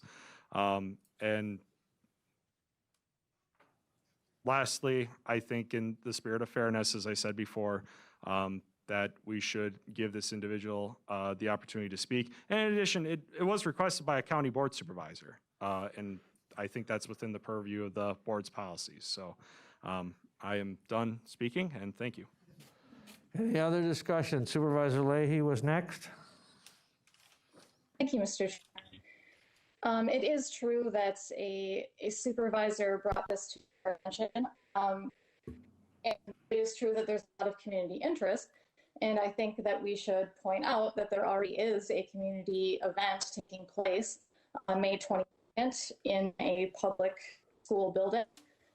So any members of the community, or that includes the county board, that's interested in attending, already have access to attending that event. I see no need to be repetitive and host a secondary event when there's already one on the calendar for our community. Furthermore, I have a lot of questions about how we vet these speakers and what we constitute as an expert in an educational setting. It's been very difficult to find any background information about the speaker. So that is something I guess I would like to see as more of a process to make sure that we're allowing, reputable speakers who are qualified to speak on the subjects that we are interested in hearing about. Thank you. Supervisor Stark. Supervisor Boots. Supervisor Stark first, and then Supervisor Boots next. Thank you, Mr. Chair. Yeah, I think along the lines of what Supervisor Langenhan said, that in the spirit of fairness, and we did have other educational presentations in the past regarding this issue, and I think that to be completely transparent and open and have both points or multiple points of view aired for this county board and the education of the members, I think it's only fair to allow the speaker to address the board because this issue is certainly a hot issue right now. So even though there's something out in the community, there was stuff out in the community for when Diversity Affairs had their town hall. This is similar to that, that we've had plenty of input, but I think it'd be fair to have the board receive this presentation. Thank you. We have Supervisor Boots. Yeah, I'd like to make a motion that we allow Kevin McCreary to make an educational speech to the at the educational meeting of the county board. Can you be seconds. Could you be a little more specific as to which educational meeting? Or do you want me to reach out and? I am sorry, but I'm sorry. I would say that after we reach out to what works for Kevin McCreary. Thank you. Thank you. Is a second good with that? Yes, sir. Okay, Supervisor Robinson. Is there a cost to the county for doing this? I would have to defer when the request came to me. When the request came to me, the supervisor identified that the speaker would like to be paid the same stipend that was paid to Katie Ham. And that was the county paid that speaker $250. I have also had additional discussions with the supervisor making the request, and he has identified that if the $250 has not been approved, that the individual would be willing to address the board for nothing. So I would have to get clarity from the individual, but I understand that he's made the offer for no cost, initially requested the cost equal to the reimbursement that Katie Ham received. Further discussion?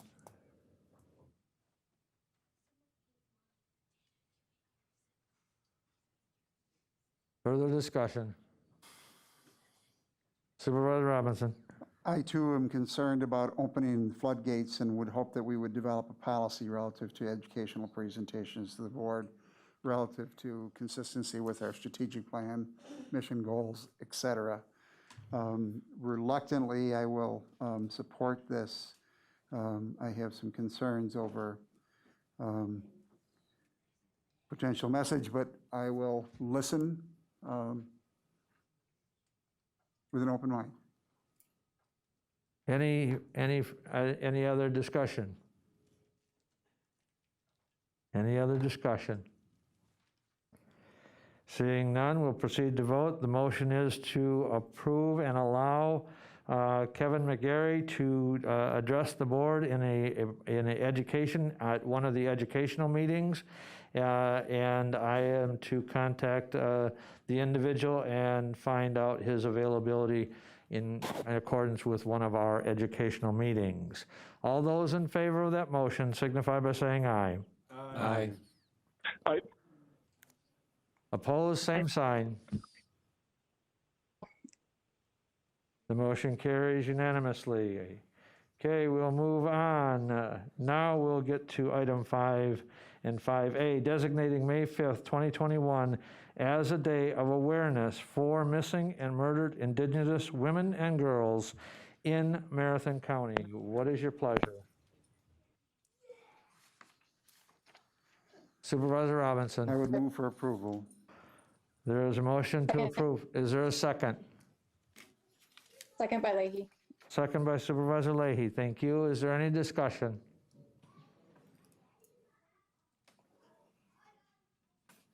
Any discussion? Vice Chair Question, McEwen. sir? Vice Chair McEwen? Thank you, Mr. Chair. I certainly don't object to the resolution. However, I found a news article from the Wausau Pilot and Review, November 21st, 2020, and it was titled "Without a Trace: The Missing People in Central Wisconsin." And I reviewed that article that was printed, and there are presently 29 people that are missing in Marathon County, and it listed them, of course, by their description. And there's, with the 29, there are 4 American Indians, 1 Asian, 2 Hispanic, 1 uncertain race, 20 whites, and 1 race not listed. And I certainly, it's a tragedy no matter what race you are, if you're missing or murdered. And is there any way we could add to this resolution? These are actually 29 people in Marathon County in north central Wisconsin that are still missing, and I'm not trying to say there's not an issue with the indigenous or women or children that are missing, but also I don't want to forget about these other people that are from Marathon County and North Central that are still missing. Just wondering if there was any way we could add anything to the resolution. You can offer any amendment that you would choose to offer. Is ripe for debate at this time. I don't have a specific wording for it, but it's somewhere in the resolution where we could add that there are additional missing people, they're male, female, and children of all descent that are also missing in Marathon County. Okay, we have Supervisor Stark next. My primary question was, would we be moving this to the full board as that we don't just approve it here, that it go to the full board after we vote on it? And I had, heard too that, or concerns from constituents that contacted me that said, we're not just trying to be dismissive of the people that are outlined in the resolution, but they said, what about everybody else? Because there are other people that are equally in the same boat, if you will. So I hear what Supervisor, the Vice Chair had said, and I'm wondering if, we could move this forward, but there still could be an amendment made at the full board time, correct? The full board can always amend. Ours is a recommendation to the full board. Thank you. Supervisor Langenhan and then Supervisor Leahy.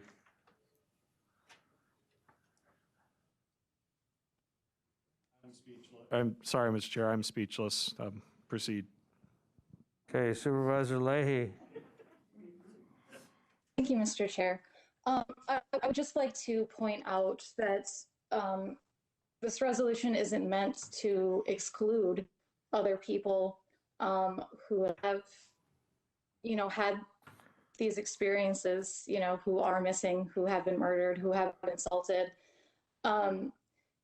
This is meant to address Indigenous women and girls specifically, because all too often Indigenous women and girls don't receive the same attention when it comes to these issues, whether that be from law enforcement, whether that be from the media, whether that is the larger public not seeing these issues happening specifically in Indigenous communities.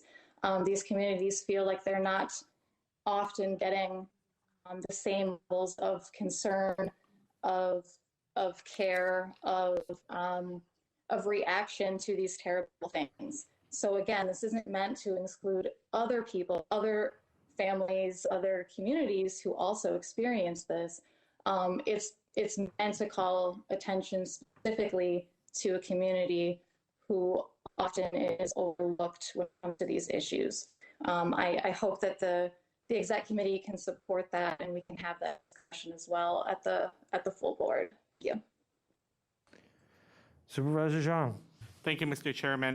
The Diversity Affairs Commission, the reason why we brought this up was the Day of Awareness for Missing and Murdered Indigenous Women and Girls is a day of awareness that is recognized by the nationally. So this was brought to our attention by members of the Indigenous community here who expressed that that their community members or women and girls in their family are being killed at a higher rate.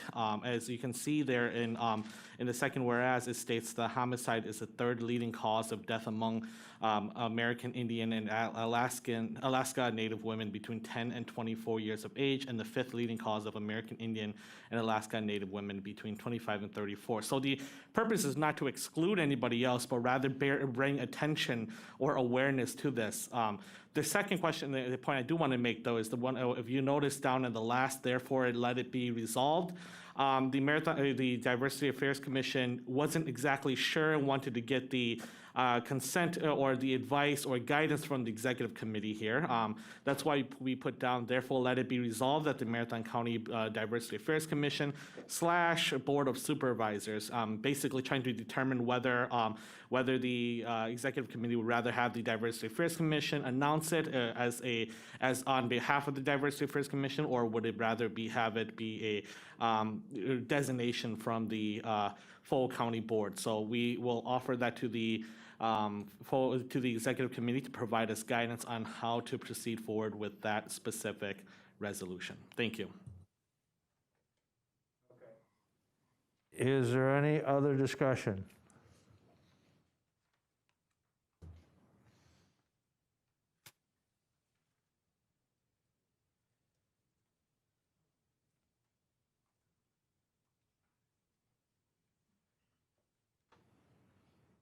Who was the motion?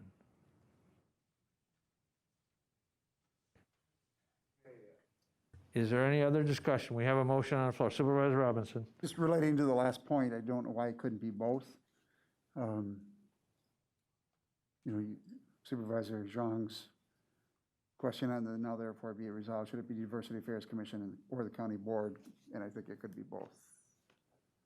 Okay. Well, is there a motion to amend? Doesn't need to be. Because the way I don't believe it reads that way specifically right now.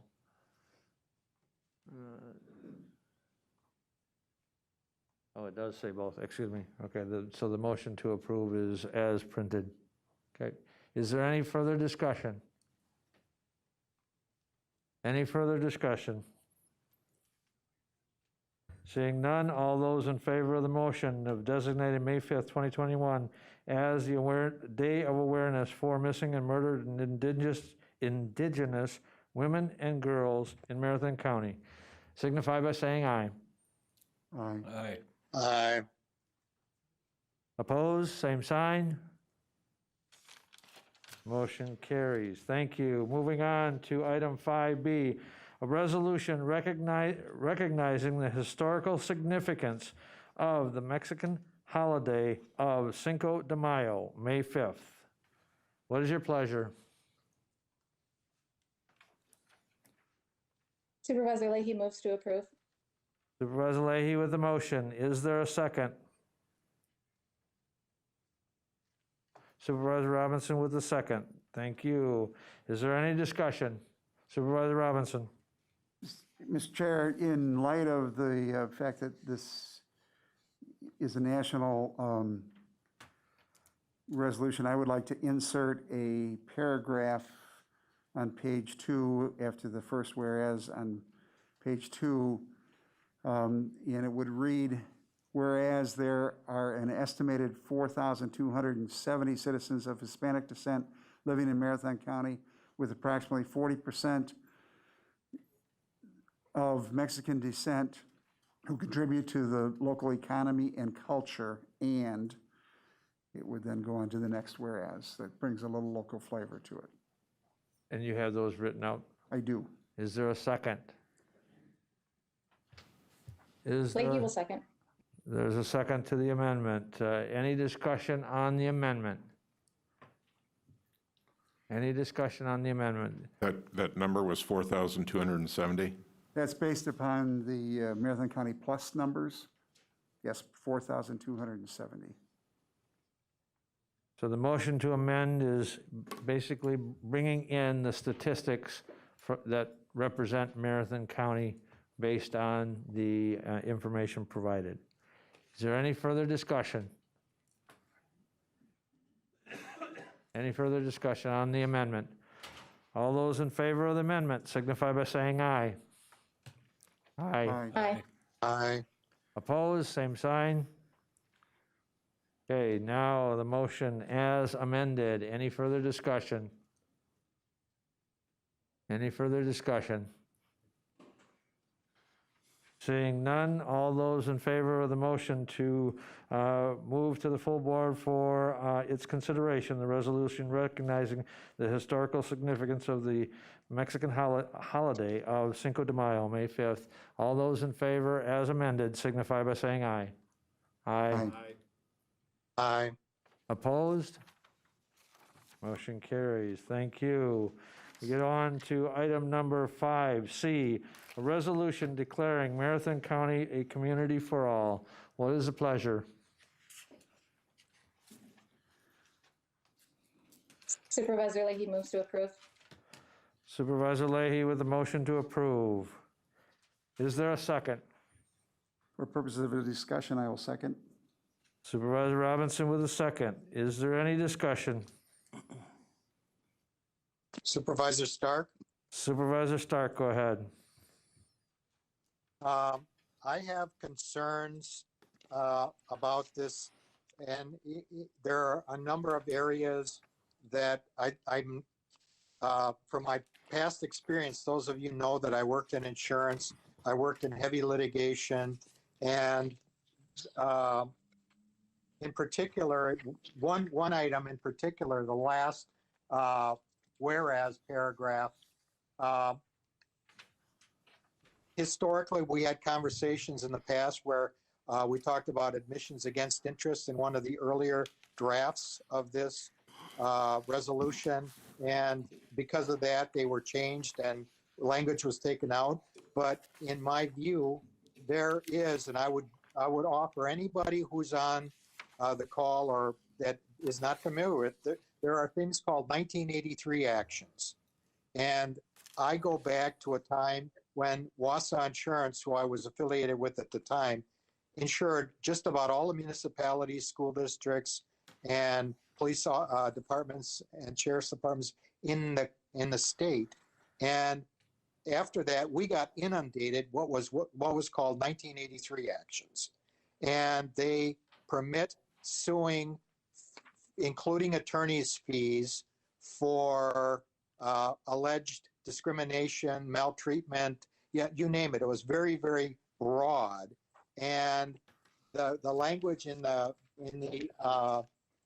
resolution where it talks about that in the last paragraph that the county board staff, all of the staff, individual staff members, county board supervisors, et cetera, that we are responsible for, the ways in which all policies are developed, researched, and implemented. I have grave concerns that that'll open us up to litigation. All we need is that to get out there. It's similar to an admission because we're running it. We're basically saying we're going to be in charge of this. And this is very similar. I handled hundreds, literally hundreds of these cases in the early 80s. And we got to the point where, similar to Marathon County, we have a retained limit on our insurance. We were spending tens, in some cases, hundreds of thousands of dollars in litigation fees, where finally our insured said, you know what, we can settle this cheaper than what we're spending on lawyers. Settle them. And we spent a lot of money settling and paying attorney's fees, because attorney's fees were also, in addition to compensatory damages, were awarded in these cases. So at the end of the day, I think that this is an opening again at a time when the county can least afford to being involved in litigation. And if you're like me, you get spam calls every day, baby powder, Roundup, you name it. Trust me, there's going to be an attorney out there that's going to be interested in taking this up. Historically, when we went back last time around, there were attorneys that identified this as a risk under the prior amendments or prior resolutions. It's still here in this resolution. I'm also uncomfortable with language in the fourth from the bottom, where it talks about the board acknowledges disparity of opportunity and systemic inequality exists in our nation and within our community. And so again, that's to me an admission against interest, which also can, so I'd take out the last four lines of that whereas, and say that opens us up to litigation. And then in the very, very beginning, in the third paragraph, it talks about equity as opposed to equality. So for those reasons, I see this as something I can't support, because my job is to minimize or not end up having the county get sued. And this could, any one of us as supervisors could be named directly in these suits if somebody looks cross-eyed at somebody and says something that is deemed to be offensive. And then there we go. That opens the door. Any and all of us could get sued. We could get sued as a group, the county, the administration, any employee. So I think it's a bad idea because it opens us up to the potential for litigation. And on top of that, while I am sensitive to many of the issues that are in the resolution, I have the dual responsibility, in my view, of not only looking out for this litigation potential, but secondarily, I have to support the constituents and you know, regardless of how I feel, they elected me to be their voice. And unfortunately, I would say 2-1, the constituents that have reached out to me have said, I don't support this. Don't support this, please. So I would say for those reasons, the current draft I can't support. Any further discussion? Supervisor Zhang. Thank you, Mr. Chairman. I'm addressing the Executive Committee as the chair of the Diversity Affairs Commission and also as a supervisor of the board. I just want to let the Executive Committee and the chair know that the Diversity Affairs Commission feels that we've done our job, and we'll be forwarding, obviously handing this over to the Executive Committee. We obviously will provide any assistance in any way we can here. But it's also very important for the board and also members of the community to know that it is crucial for the board to pass a resolution reaffirming its commitment to ensuring that all community members are welcome and the well-being and safety of the community. If a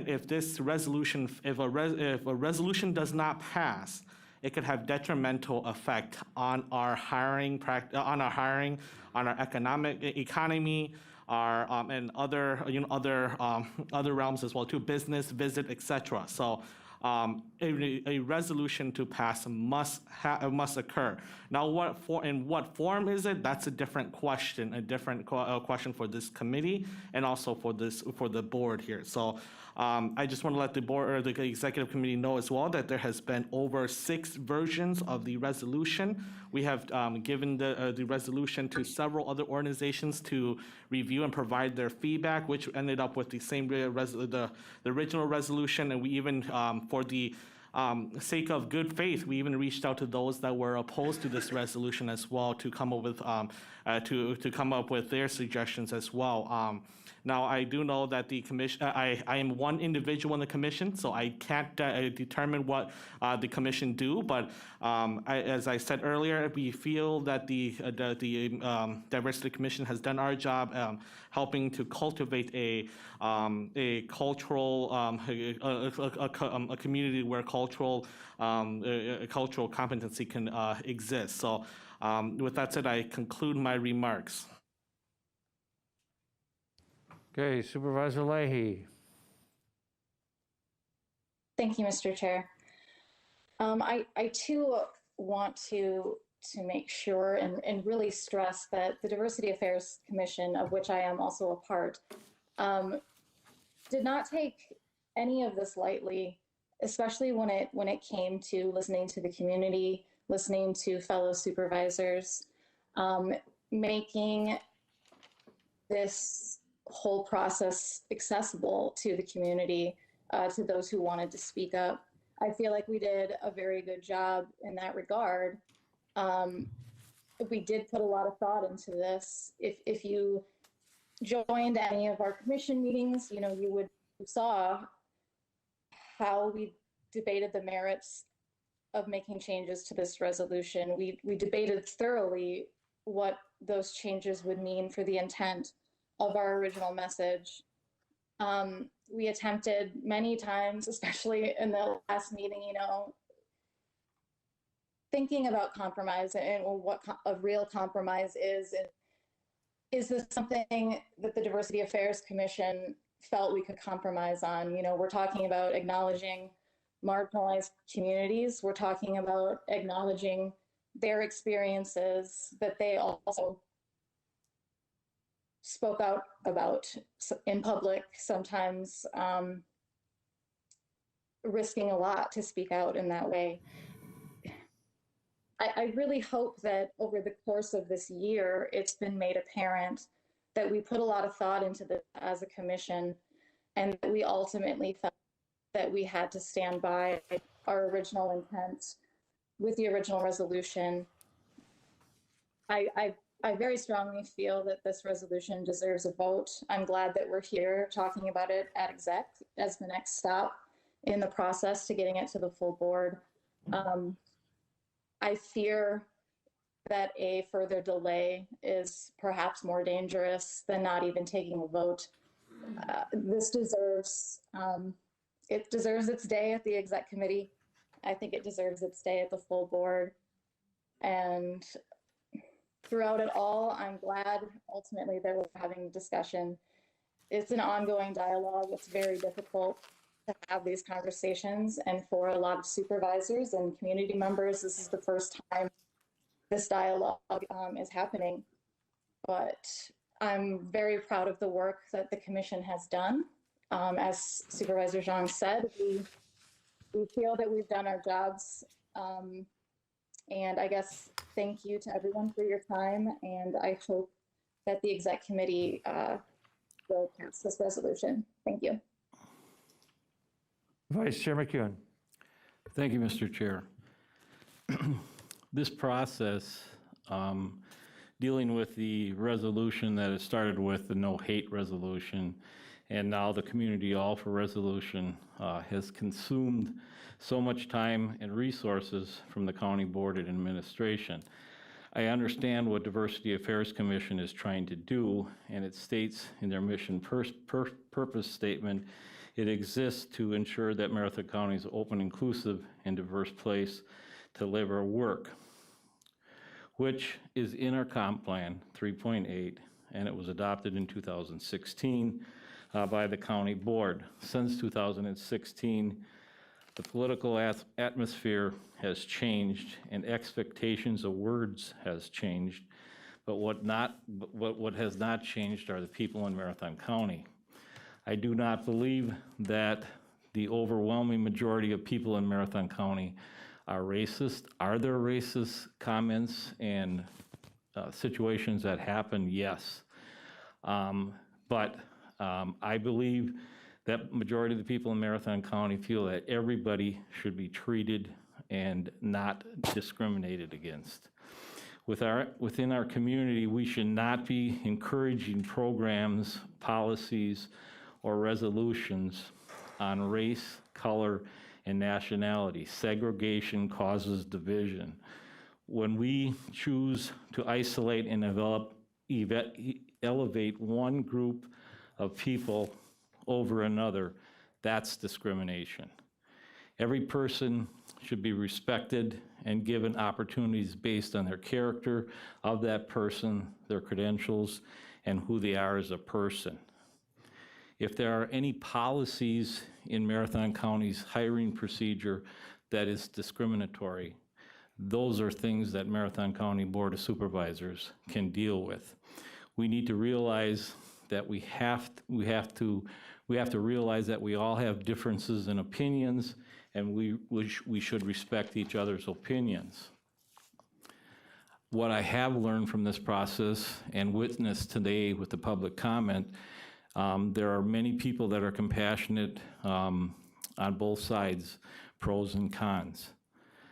What I still cannot support this resolution on the comments that I received from the constituents, both pros and cons. However, I believe when we start elevating other groups above other individuals, that is discrimination. I cannot support this resolution, and I would encourage the other supervisors not to also. Thank you. Supervisor Harris. Thank you, Chair. Thank you, Chair, and thank you, Executive Committee, and everyone that's here today. I have some comments in terms of the Community for All resolution. Well, I should start with this. Wausau is not. Supervisor Harris, Director, comments to the chair, but also I'm I sorry. think the mic is off right now. Oh, okay. Please, thank you. Hello. There we go. There we go. Washington, Wausau is not Washington. Some of the things that have been said are divisive, yes, but not this resolution. Critical race theory, Marxism, socialism, all these things that we're hearing has nothing to do with this resolution. It doesn't mention it, and all of that stuff that's been mentioned really is the stuff that we're hearing out of Washington. But we're not Washington. We're a local community that looks out for each other. I always say we're the community that cares, but part of caring is looking after each other, all of us. And the thing is, what this does, so Marathon County, I haven't been here my whole life. It has grown. People of color have come here and they want to contribute, want to feel accepted and acknowledged. And so I think we should recognize that. We're not the same Marathon County we were 20 years ago. But in order to do that, we have to look at where things are. Now, some of the things that were in place 20, 30 years ago might not work now. The numbers, when we look at the statistics, show that there are disparities when it comes to communities of color. When we talk about housing, when we talk about the criminal justice system, when we talk about, a number of things, poverty here. So there are real issues here. And to not deal with them or even acknowledge them, that doesn't help our cause. That doesn't help our county. We've been a county that's been really good when we need to in terms of targeting and looking at different communities and looking at those challenges. When we think about the rural communities, they have unique challenges in terms of getting access to health facilities because of where they're at, broadband. We don't say, okay, well, we can't do it for everybody in the way you don't have towers, so oh well. And that goes to when we're thinking about equity, right? If you look at equity, people have described it as equal outcomes. It's not. Look up the definition. It says fair and just. It's about having equal access to things. So just an example, if we're thinking about broadband service, if the county were to give the same amount of money to everybody, that would be inadequate for the rural communities because they don't have towers. They're going to need extra. It's not elevating them, it's helping them, it's being just and fair to them. And we've done this in terms of looking at different groups when we talk about veterans, when we talk about the disabled. All we're doing, you can't meet the challenges of the whole county if you don't look at the individual challenges that different communities have. And this is one community, this is a community that's expansive. When we look at this resolution, we should actually look at what it says. The first paragraph is actually the mission statement, for those that didn't know, of the Diversity Affairs Commission. And it says that Marathon County is open, inclusive, and diverse place to live and work. The second paragraph talks about how we define diversity in terms of race, ethnicity, nationality, gender identity, sexual orientation, socioeconomic status, age, physical, mental capabilities, and religious belief. The third talks about the board recognizing diversity and inclusion as essential to a positive and healthy life. We committed to making Marathon County the most prosperous, the safest, the healthiest. How can you do that if you leave people behind, if you don't think about people? And it's not elevating anybody. You can't elevate someone that's already not there. People that are already starting from behind. So, and then we go on further to state how we get there. Why is it we're bringing this up? And we talk about next generation consulting, concluded that being a place perceived as open, safe, and accessible to people of diverse backgrounds is a critical issue that needs to be addressed in order to ensure Marathon County's future prosperity. Future prosperity. I've seen a number of counties up north where they have, I'm a lawyer during my everyday, and I practice 33 northern counties. I work for a nonprofit to help provide access to justice people. Where they're lacking access to justice? In a lot of those counties that are aging out. And they're aging out because the young people leave and they don't come back. Why? Because young people are out there, they go to college, they're used to diversity. in terms of jobs and in terms of businesses that are out there, most businesses have policies now about inclusion and diversity. They don't want to move somewhere where they can't move their workforce, where they can't hire people to work there, where people aren't welcome. Now, this resolution is out there, so people are watching on how we decide to go, whether we approve it or not. I think if we don't approve it, it sends the message that we're not welcoming, at least to the outside, right? And so that could result in loss of business opportunities, businesses that are looking at this community. And in a time of a pandemic where we want to get people, I'm focused on getting people, I want people back to work. People are getting vaccinated. I want businesses to come here. I want this county to be successful. Not passing this hinders that. And talk about people moving out. If there's no jobs, people will move out. People will not come here if there's no jobs, if there's no businesses. So it does impact us largely economically too. But we should embrace it because we should embrace the people that are here. We should also be embracing of it and thinking about our future in terms of the people that could come here, right? Because we want to continue to be a growing and vibrant community. And if we say, hey, we are welcoming, then we shouldn't have a problem saying that and reaffirming that. And to people's point, why is this different than the comprehensive plan? The comprehensive plan just simply says, in terms of we support diversity and inclusion, but it doesn't really say who we're talking about. It doesn't really say the why, in terms of stating how, again, in the life report, responding to experiences of discrimination. It doesn't talk about how recruitment is essential. It doesn't provide the why. It doesn't provide the who. It doesn't provide acknowledgement of the people that are here. And so this is needed. It's needed because it shows who we are. I've said many times before, in other instances where it's been appropriate, this is a statement about our character, about who we are. This is, so far, I love this community. And I feel that I'm a part of this community. But I don't know, if people feel like, we can't even acknowledge you, what does that say when people look at that in terms of how the community thinks about them? I know we're better than sort of all the name calling, all the vitriol, and I think maybe some of this has gotten away from us. Like I said, the pandemic has happened. A lot of people are economically insecure right now.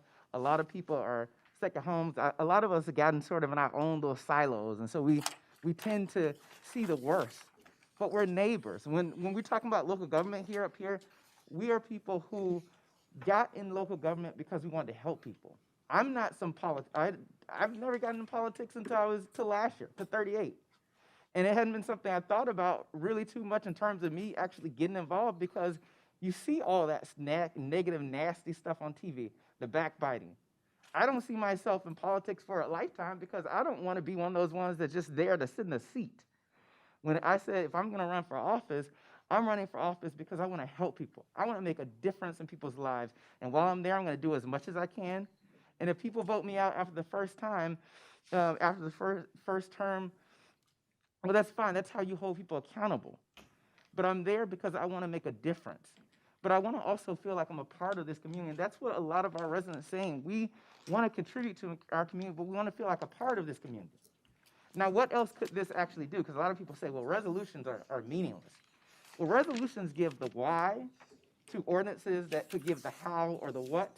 It also gives context. How could this resolution be used for the future? Well, think about it. Diversity Affairs Committee moving forward. This is a resolution. You could take the business and say, bring your businesses here. We welcome you. We're in the middle of the state. We're 2.5 hours from everywhere you want to go. We're continuing to build a system of welcoming people. We're building over there in the mall, new condos. We got to have people that can actually make the money to afford those. So we can use it as an economic opportunity. We can try to get, in terms of directing this toward small businesses, getting money and growth. I know Target is investing in a lot of opportunity in terms of municipalities, in terms of small businesses, specifically minority growth.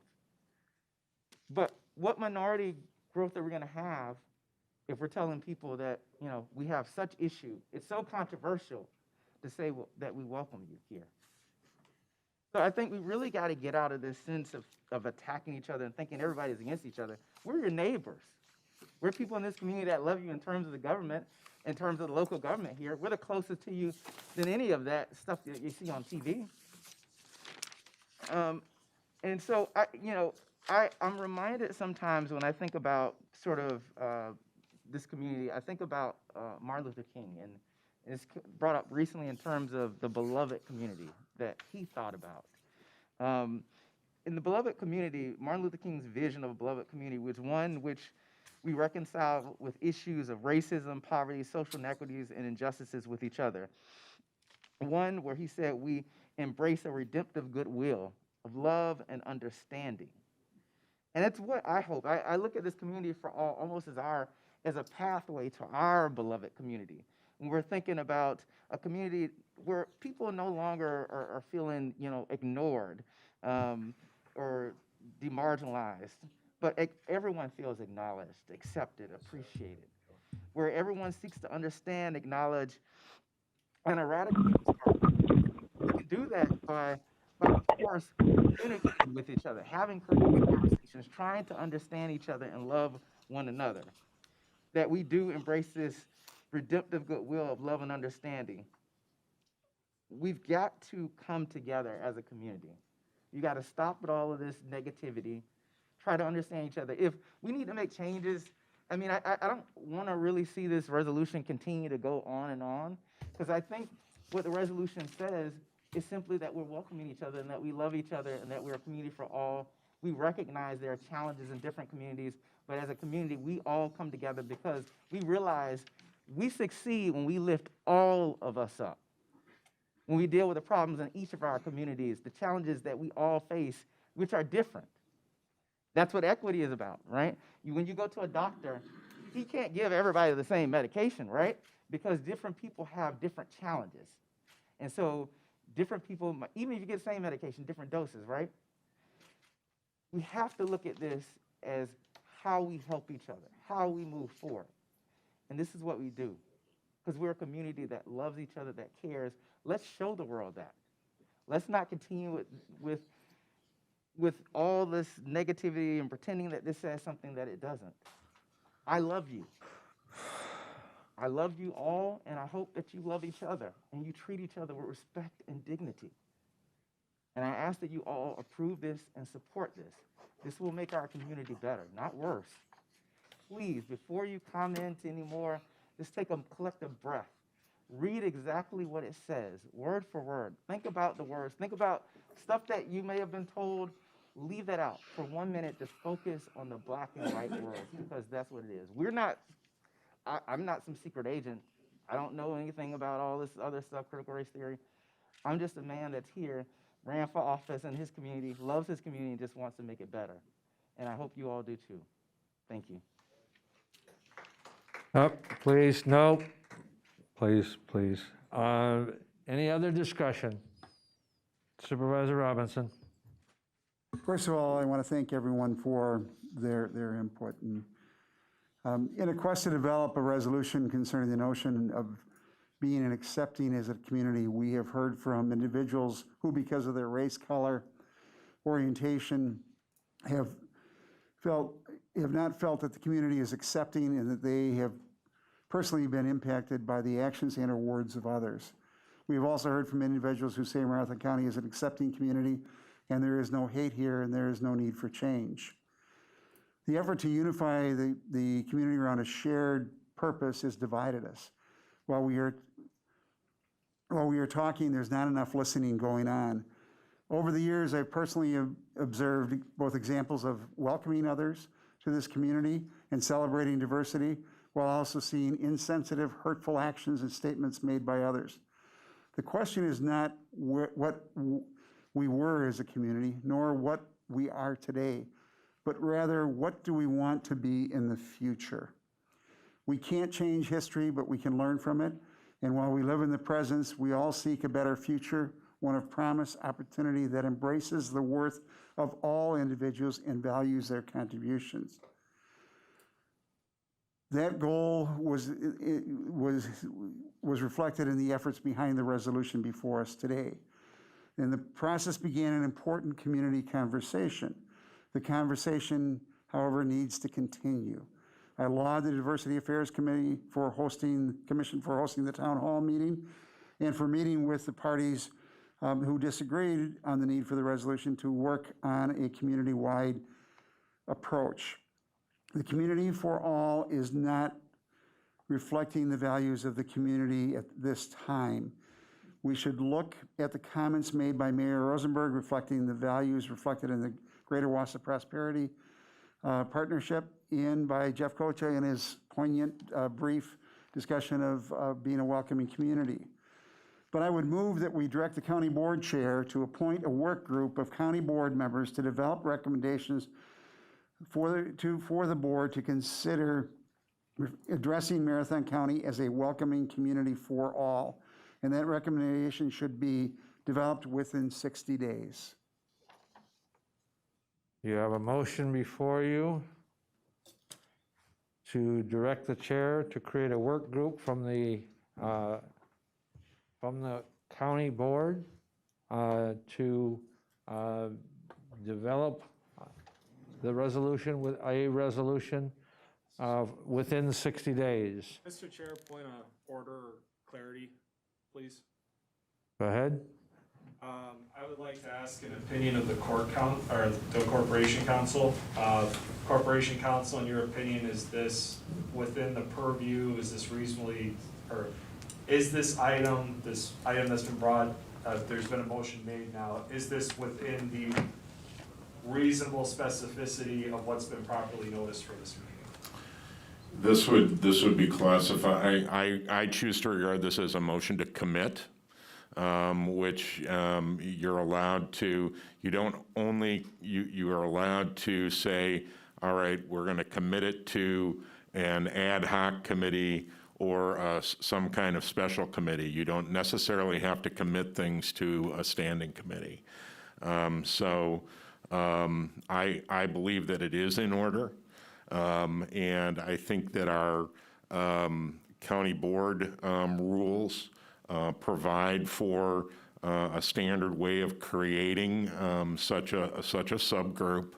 I think, however, that the actual structure of such a subgroup would have to go to the county board in order for the county board to approve it. So I think the motion's in order. I think if it does pass, we'll have to bring some kind of resolution to the county board to create that work group. Thank you. You bet. Okay, you've heard the motion. You've heard the Corp Council say the motion is in order. Is there a second? Is there a second?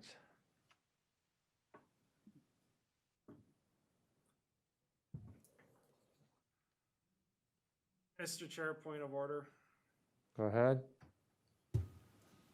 I just overheard from somebody in the audience. Do we have two motions on the floor right now? Well, yes, you have a main motion and then you have. A motion to do for. Right. Thank you. You bet.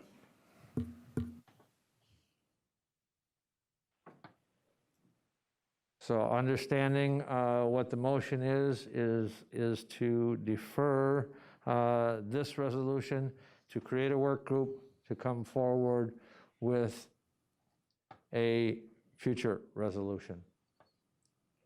Is there a second?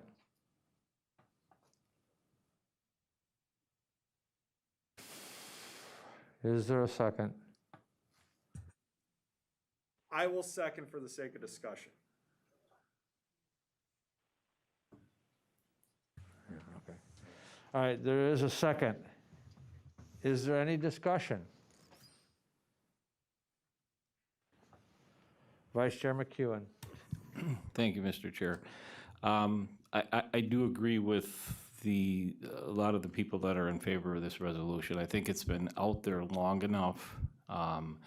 The public has been very patient with us, and I think I would rather just get it, either vote it here up or down, get it to the county board and vote it up or down, because I don't think we need to prolong this any longer.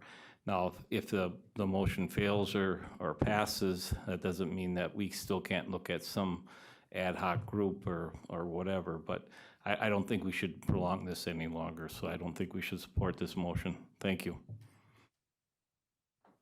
Supervisor Robinson. I made my motion not because I don't support the resolution. I do, and I don't see a problem with it, but I made the motion because of the concerns that I have about us revisiting the 1990s in terms of a community divided and the impact that the division had upon the community and the reputation of the community. And I would take you back to the partner schools debate and the recall of the school board and the Atlantic Monthly article that was not favorable to the community or perceived and impacted our ability to be competitive in at that time, a nationwide economy, and we're now in a worldwide economy. This motion and this issue has the eyes of the country and others outside looking at us. It gets at the issue of, are we a welcoming community? Do we encourage others to want to be here as a community? As companies like Church Mutual look at inclusion and diversity in their recruiting because of their desire to get the top talent, they have expanded efforts and they want to be as welcoming as possible. What we've heard is that there's language that is in this resolution that was developed, and while there was discussion, there wasn't the listening, and I'm hopeful that as a result of creating this work group that we can get the various parties to sit down and develop an approach that would reflect the shared purpose of this county on developing a welcoming community that would not impact us negatively in our efforts to attract talent, that would not drive people away. There are people in this community that feel disaffected, not represented, and discriminated against, and I think we would need to reflect those. There are also people in this community that feel as if we are a welcoming community. We need to get them to talk, and one of the ways to do that is to do it on a time-certain basis, to have members of the county board who have been interested in this topic, whether for or against, to sit down and develop a recommendation and ultimately have something to the county board. If at the end of that effort we don't have something agreeable, it's fine, but my fear is that if we take it to the county board in its current form, that there are not the votes to pass it, and it will reflect negatively upon this community, both in its inaction or failure to act and the perception of it being a welcoming place, and hurt us in our efforts to recruit. Supervisor Leahy is next, and then Supervisor Langenhahn. Thank you, Mr. Chair. While I support the effort to continue this dialogue, to bring more people to the table, to not have a definitive answer. I understand not wanting this to fail. Of course I do. I've been on the commission, that's been workshopping this for a year. But I don't think I can support the sidelining of the diversity affairs work in this resolution in order to craft something completely different with a completely different group of people who weren't originally tasked, as the Diversity Affairs Commission was, to do this work, to bring these ideas to the full board. I believe in the process. I believe in the Diversity Affairs Commission as it's created.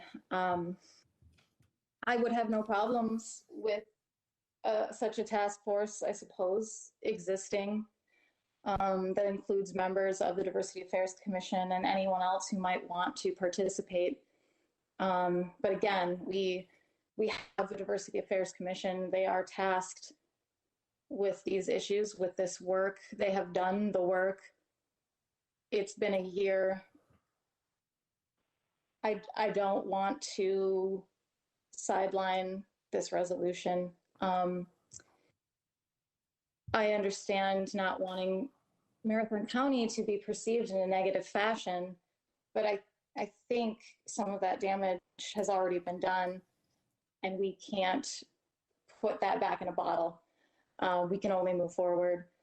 And I think moving forward means believing in the Diversity Affairs Commission as it currently exists, in addition to, other work of this nature, but I won't be able to support this motion as stated. Thank you.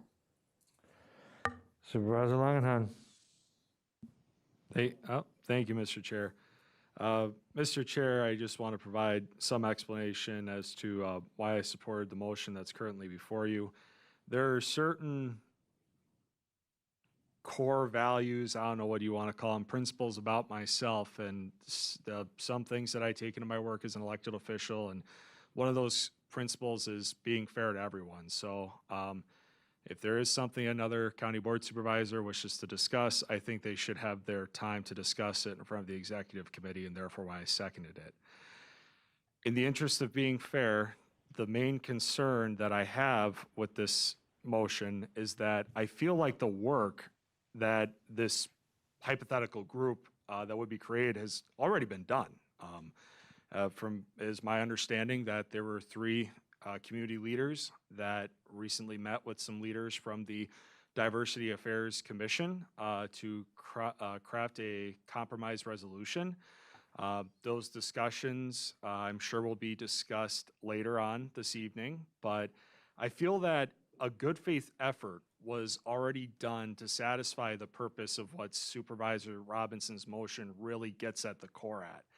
And therefore, in learning more about it, I do not believe I can support it. I do not believe that it will get us to a place where everybody can look at agreed upon language, if you call it a Community for All resolution, and say, I am proud of this. And at the end of the day, if it is a Community for All resolution, every single person in Marathon County should be able to look at the language and say, I am proud of that. Not in a place that is close to what I just previously described. And the pathway that Supervisor Robinson laid out in his motion, I do not believe will get us there, because we already tried that. So therefore, I will not be supporting the motion. Thank you. Well, I would make this comment. I listened intently to all 28 speakers that spoke tonight publicly to us. I had many, many, many emails from individuals, pro, con. I've also had many discussions with individuals who took part in what I would deem the meeting and discussion about getting opposing views. However, I will get to the point, and the point is this, and I think Supervisor Robinson said one part of it very well. We are talking at people, we are not talking to people, and we are not listening. And so I would support the creation of accountable, and I've heard the comments that the people on the Diversity Affairs Commission are not all elected officials. I am not discrediting their work. I am not. I am saying that if you're going to develop something, you need to listen.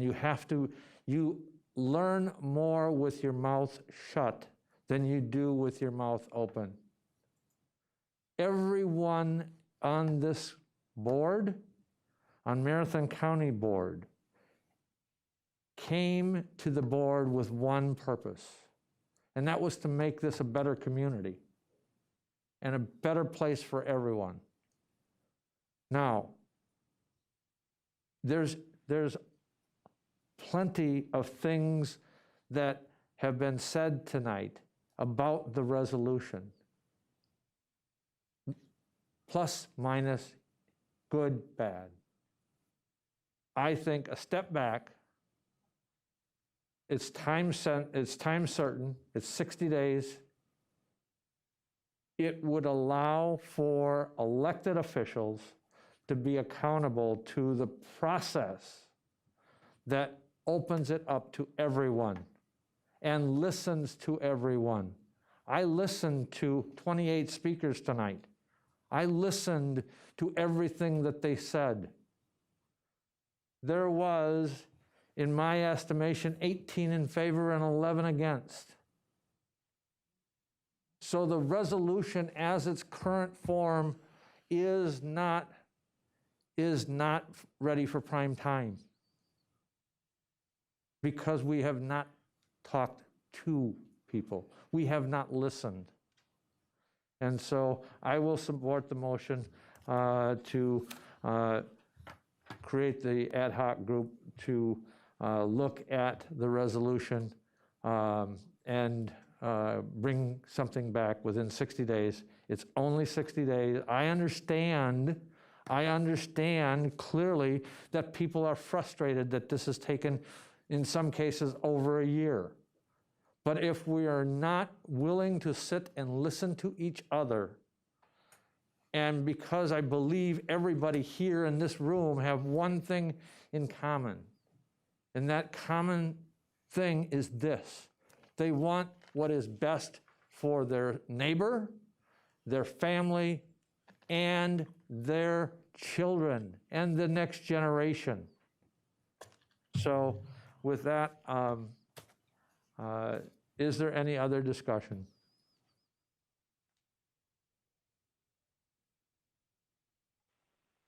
Is there any other discussion?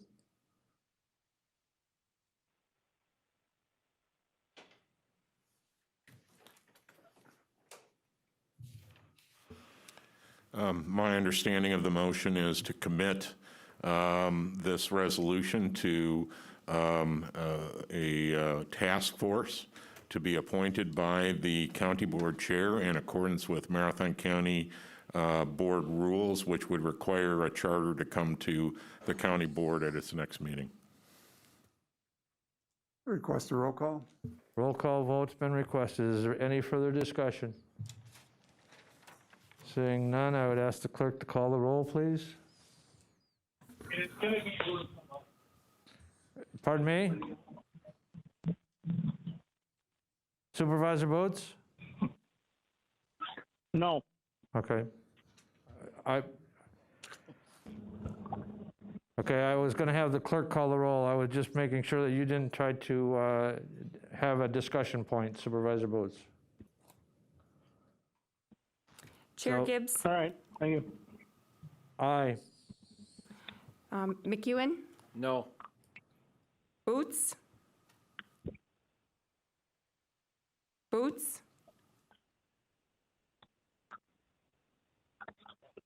No. Fife-Brick?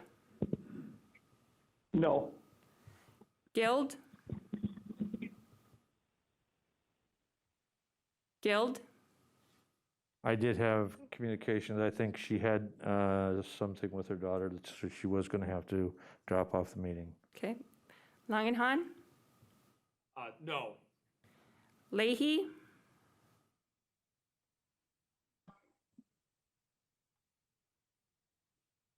Leahy? No. Robinson? Aye. Stark? No. And the motion is defeated. So we're back to the original motion to approve the resolution to move forward to the full county board. Any further discussion? Supervisor Langenhahn.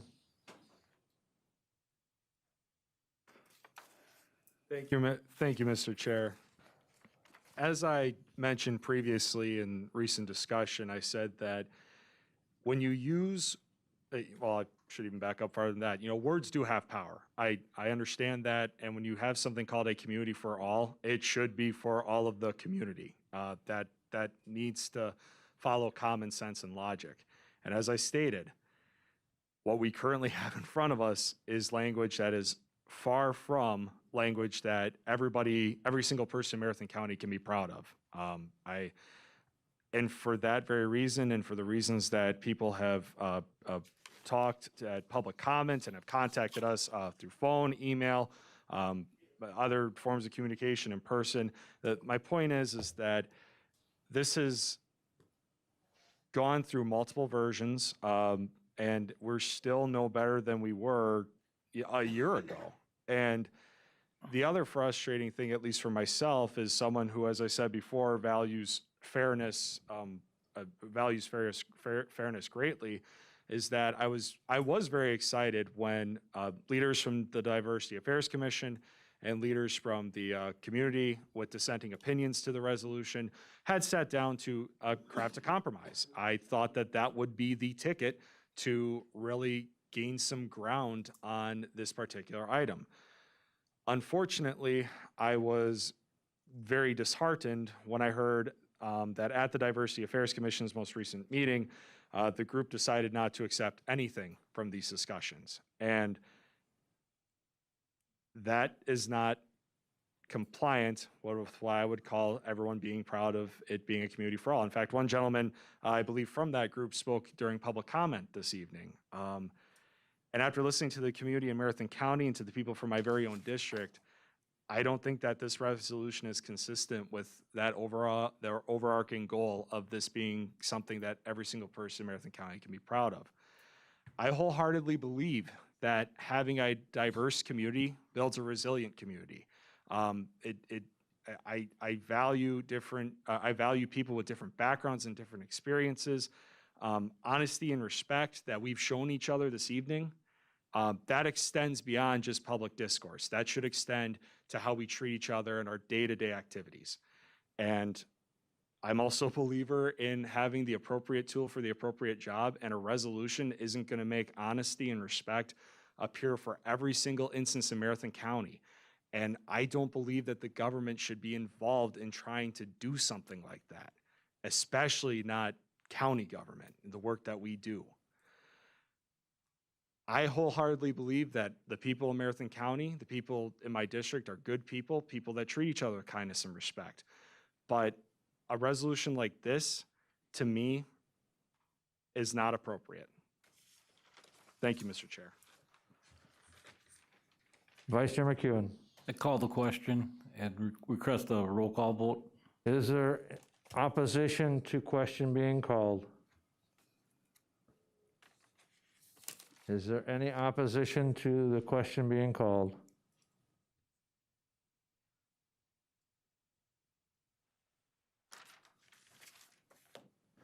Okay, with no opposition,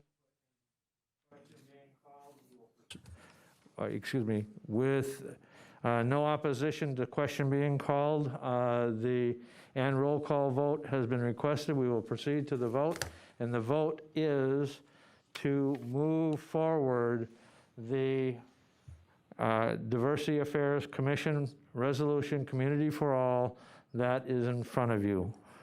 And I'd ask the clerk to call the roll. Chair Gibbs? No. McEwen? No. Boots? No. Pfeifrick? No. Langenhan? No. Leahy? Yes. Robinson? Aye. Stark? No. And the motion is defeated.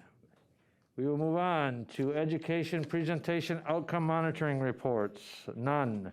The next meeting, date and time and location is Thursday, June 10th, 2021 at 4 p.m.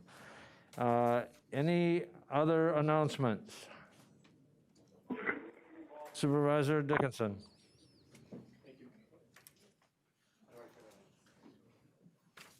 Press down on the power button, then it lights up green. I can just speak loudly. No, you need to. But But it is not recorded then. There you go. Thank you very much. All right, can you hear me? I just wanted to, based upon your comment before that Kevin McGarry could speak at his availability, I just want to make it noted that he is in town next week, has already speaking engagements, and has already planned to be available for the May 20th educational meeting, and I would request that he be added to that agenda. Thank you. Any other announcements? Seeing none, motion, item number 8 is appropriate. So moved to adjourn. Supervisor Longo with a motion, Vice Chair McEwen with a second. Is there any discussion? Seeing none, all those in favor of the motion to adjourn signify by saying aye. Aye. Aye. Opposed, same sign. Motion carries. Thank you.